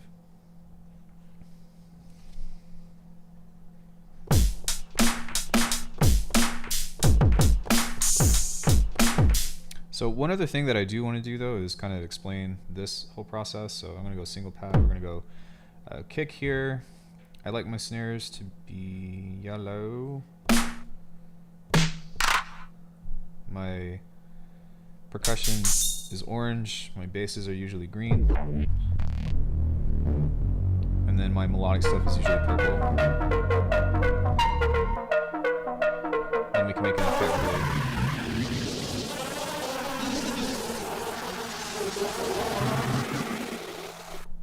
So now that we have that, it looks a little bit more interesting to look at. I think that I have a green screen on. I think that's why I was doing that. Yeah, I think that's why. I hope more NPC users stumble upon this. Well, I'm hoping they will, and I'm hoping that I'm also hoping that, like, if you guys get the chance, like, I don't expect you to, but like, please like this video, please share it, please, like, just help me get out there with this kind of thing, because nobody has ever done anything like this before, I don't think, at least not on YouTube. There might be people that's like, oh, here's how we do a boom bap, here's how you sample or whatever, but I did everything within the box on this, like no sampling outside of like making my own material. Like I did everything in this from scratch. So I think what I'm going to do is I'm going to jam out. I'm going to use the restroom, but then I'm going to jam out for a little bit, and then I'm going to upload this as a short and try to get people to, like, you know, come to the masterclass or whatever. But this was a lot of fun to do, and I hope that you guys had a lot of fun with this. And yeah, I need to use the restroom really quick, but if you guys have any questions, I'm going to maybe do some final mix things on this and see if anybody has anything for me. I'll be right back. I'm going to play a tune. I'm also going to stretch a bit.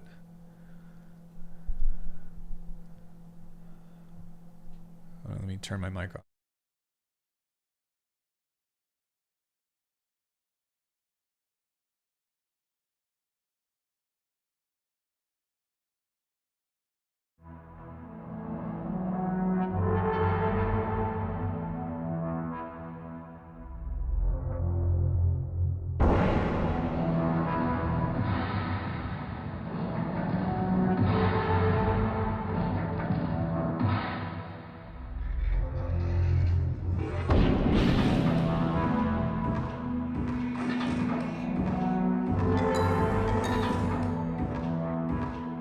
Recording to logbook.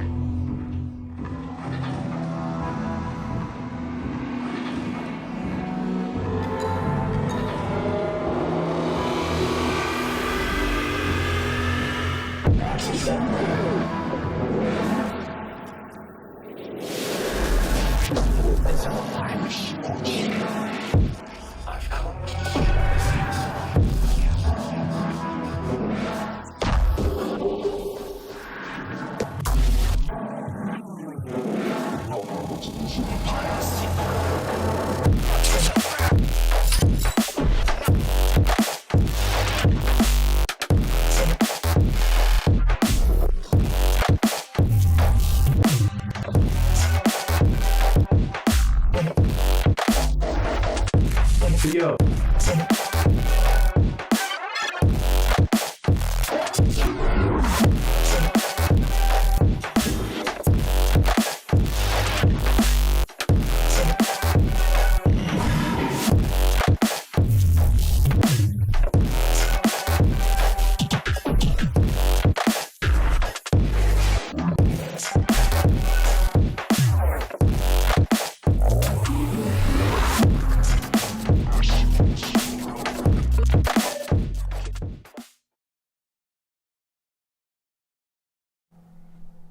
Hello, I have returned.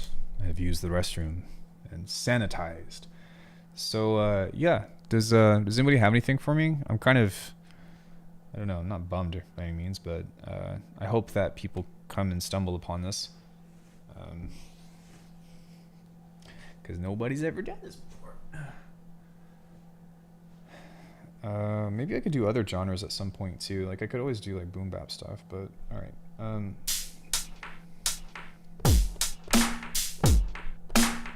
So I'm gonna just do a little bit of edits on this quickly.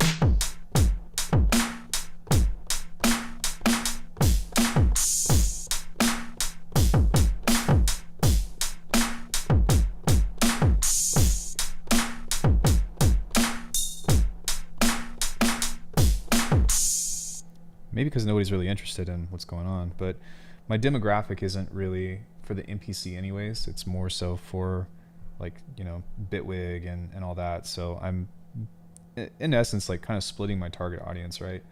But even still, I think that somebody brought up a comment the other day. I think his name was Steven, and he was like, since you made it, he said to me, you made a comment that you have figured out that you can pretty much use any DAW or whatever to, you know what I mean, to make whatever music you want.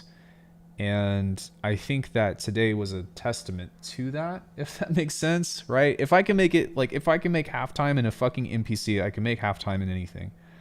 And that's really, if anything, this actually has a lot of benefits.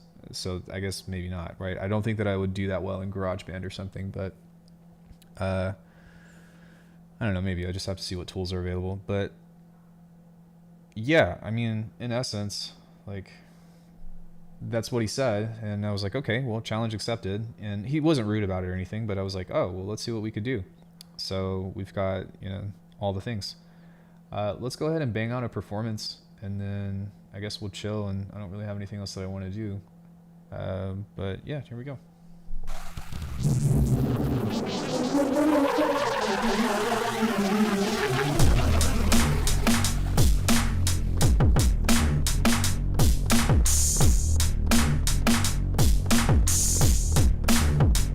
Fuck. Okay, let me try that one more time. Also on this, I need to set this up to...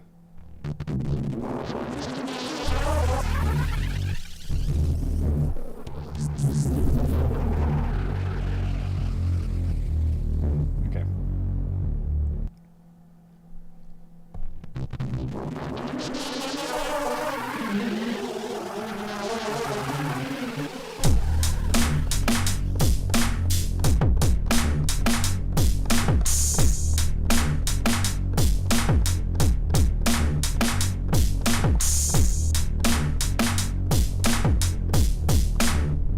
God damn it.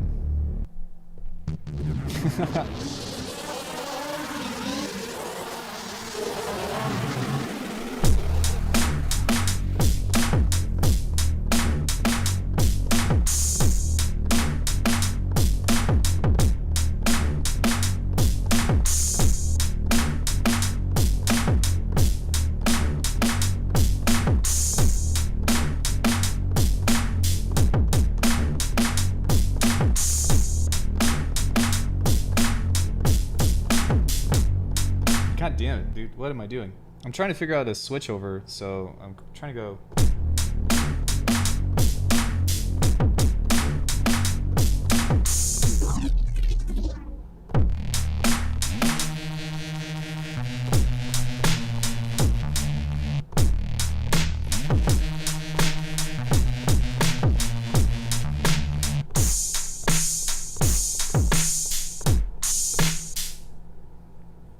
So I feel like hip-hop is a genre that needs more experimentation. You showing this is, to the closed-minded producers, might inspire change towards that.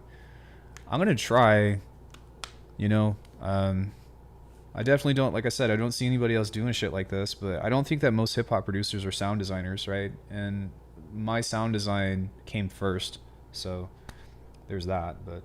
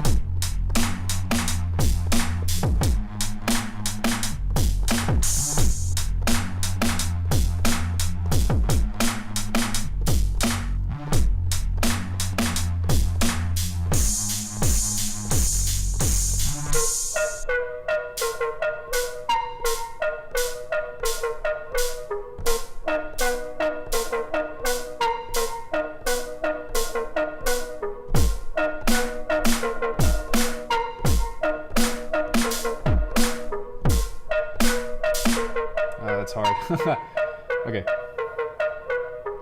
God damn it. Hold on.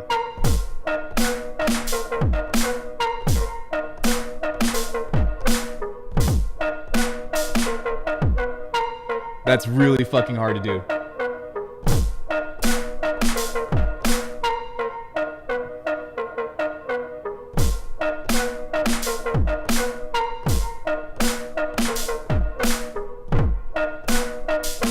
God damn it. Well, anyways, the potential, like, I'm gonna have to practice this, which is great because it means I have to practice, but getting this right and just being able to jam out with this and having a bunch of different options is what I find really cool about this. You know, I could pick any of these bass lines.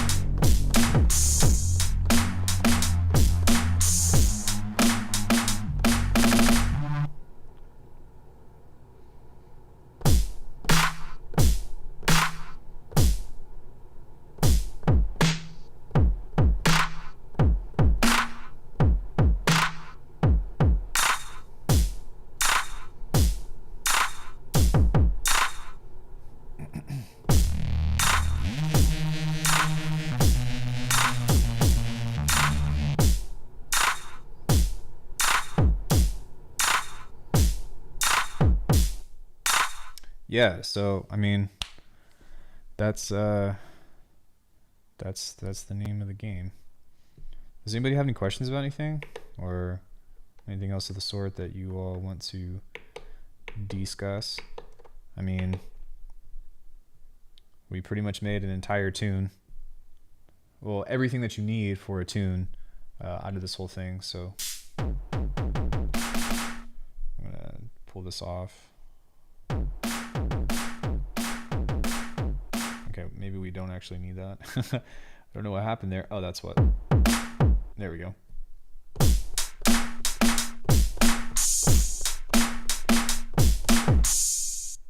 So we can actually pull that back on.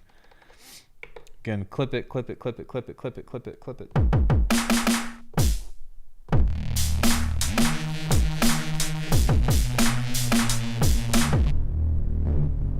For people that know how to extract, how to do that, what they have, channel is gold. Thanks, man. I appreciate it. Oh, by the way, I don't remember if you submitted that sample to me or not. Let me save this again. So I'm just going to save this program and do the thing back in this whole thing. We've got a nice little tune. Save, overwrite. Did I make it? I think I did, but that OG one, the bum bum bum bum bum bum bum bum bum bum. What's it called? I did a performance at Red Rock. What's it called? At Red Rock National Park yesterday. And it turned out sick. Needless to say, it turned out very, very sick. Okay, what's going on here? I'm not sure if it's this one.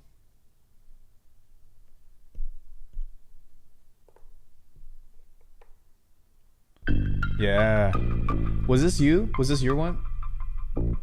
Did I record? Fuck yeah, I recorded it, and it turned out sick.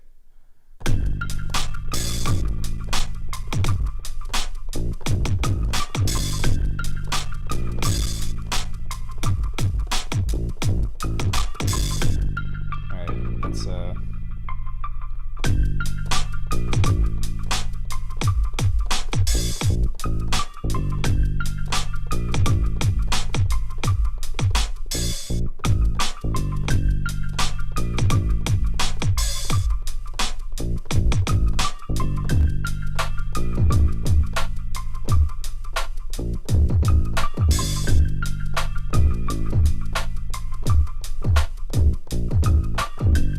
yeah, man. So do you have TikTok? And then do you have TikTok? And then do you also have Instagram?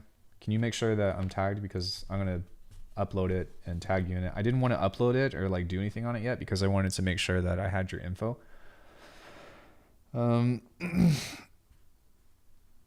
But yeah, that one turned out fucking awesome. And then I actually ended up changing it a little bit. I did a B section here to where I went like this. No. So I went copy, do it.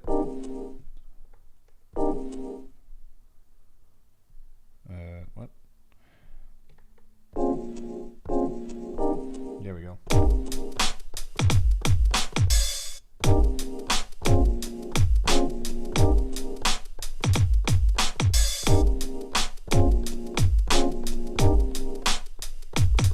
Oh God.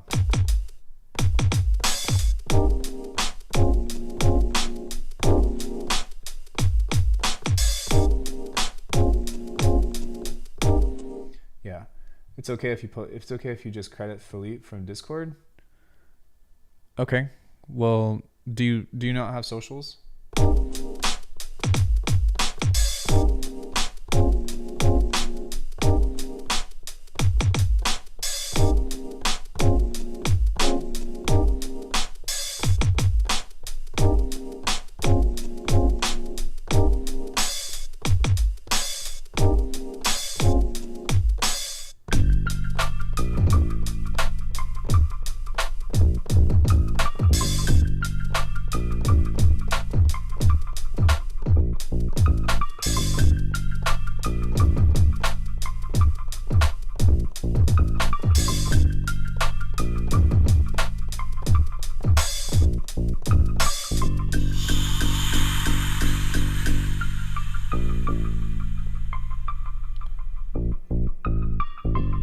Yeah, currently no. Okay, well, let me know if you do end up getting socials, because I'll tag you and all that. But I want to make sure that you are given credit and that you know what I mean. Like if for whatever reason, I don't think that it's ever gonna happen, but if for whatever reason, like, you know, the video does really well, I want to make sure that you have that credit, because obviously it's your sample, and I'm saying it on stream. I'm saying it out there, throwing it into the ether and all that stuff. I'm not trying to take credit for anything.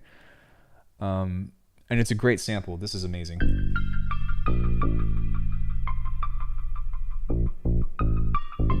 No, it's not okay. No, fuck no. This is your shit. So if I'm using it, you get credit. That's the way it works. But yeah, I mean, from that, guys, that's pretty much the this is the masterclass. We did drums, we did bass, we did melodies, we did sequencing, we did live drums. I showed you how I can lay this out. I showed you how to switch things out. Pretty much from start to finish, this is how this is, or like this is what we did, and we started from absolutely nothing. So I hope that you guys enjoyed that. I hope that you had a lot of fun. If you all have any questions about anything, then you can always hit me up in the Discord or take a look at this. I'm going to leave this public, so there's that. Unfortunately, I didn't have as many people as I thought I would today, but It's totally fine. It's totally fine. I think that this is something that people that do watch this and get into it are going to be like, fuck, this is some shit. So there's that.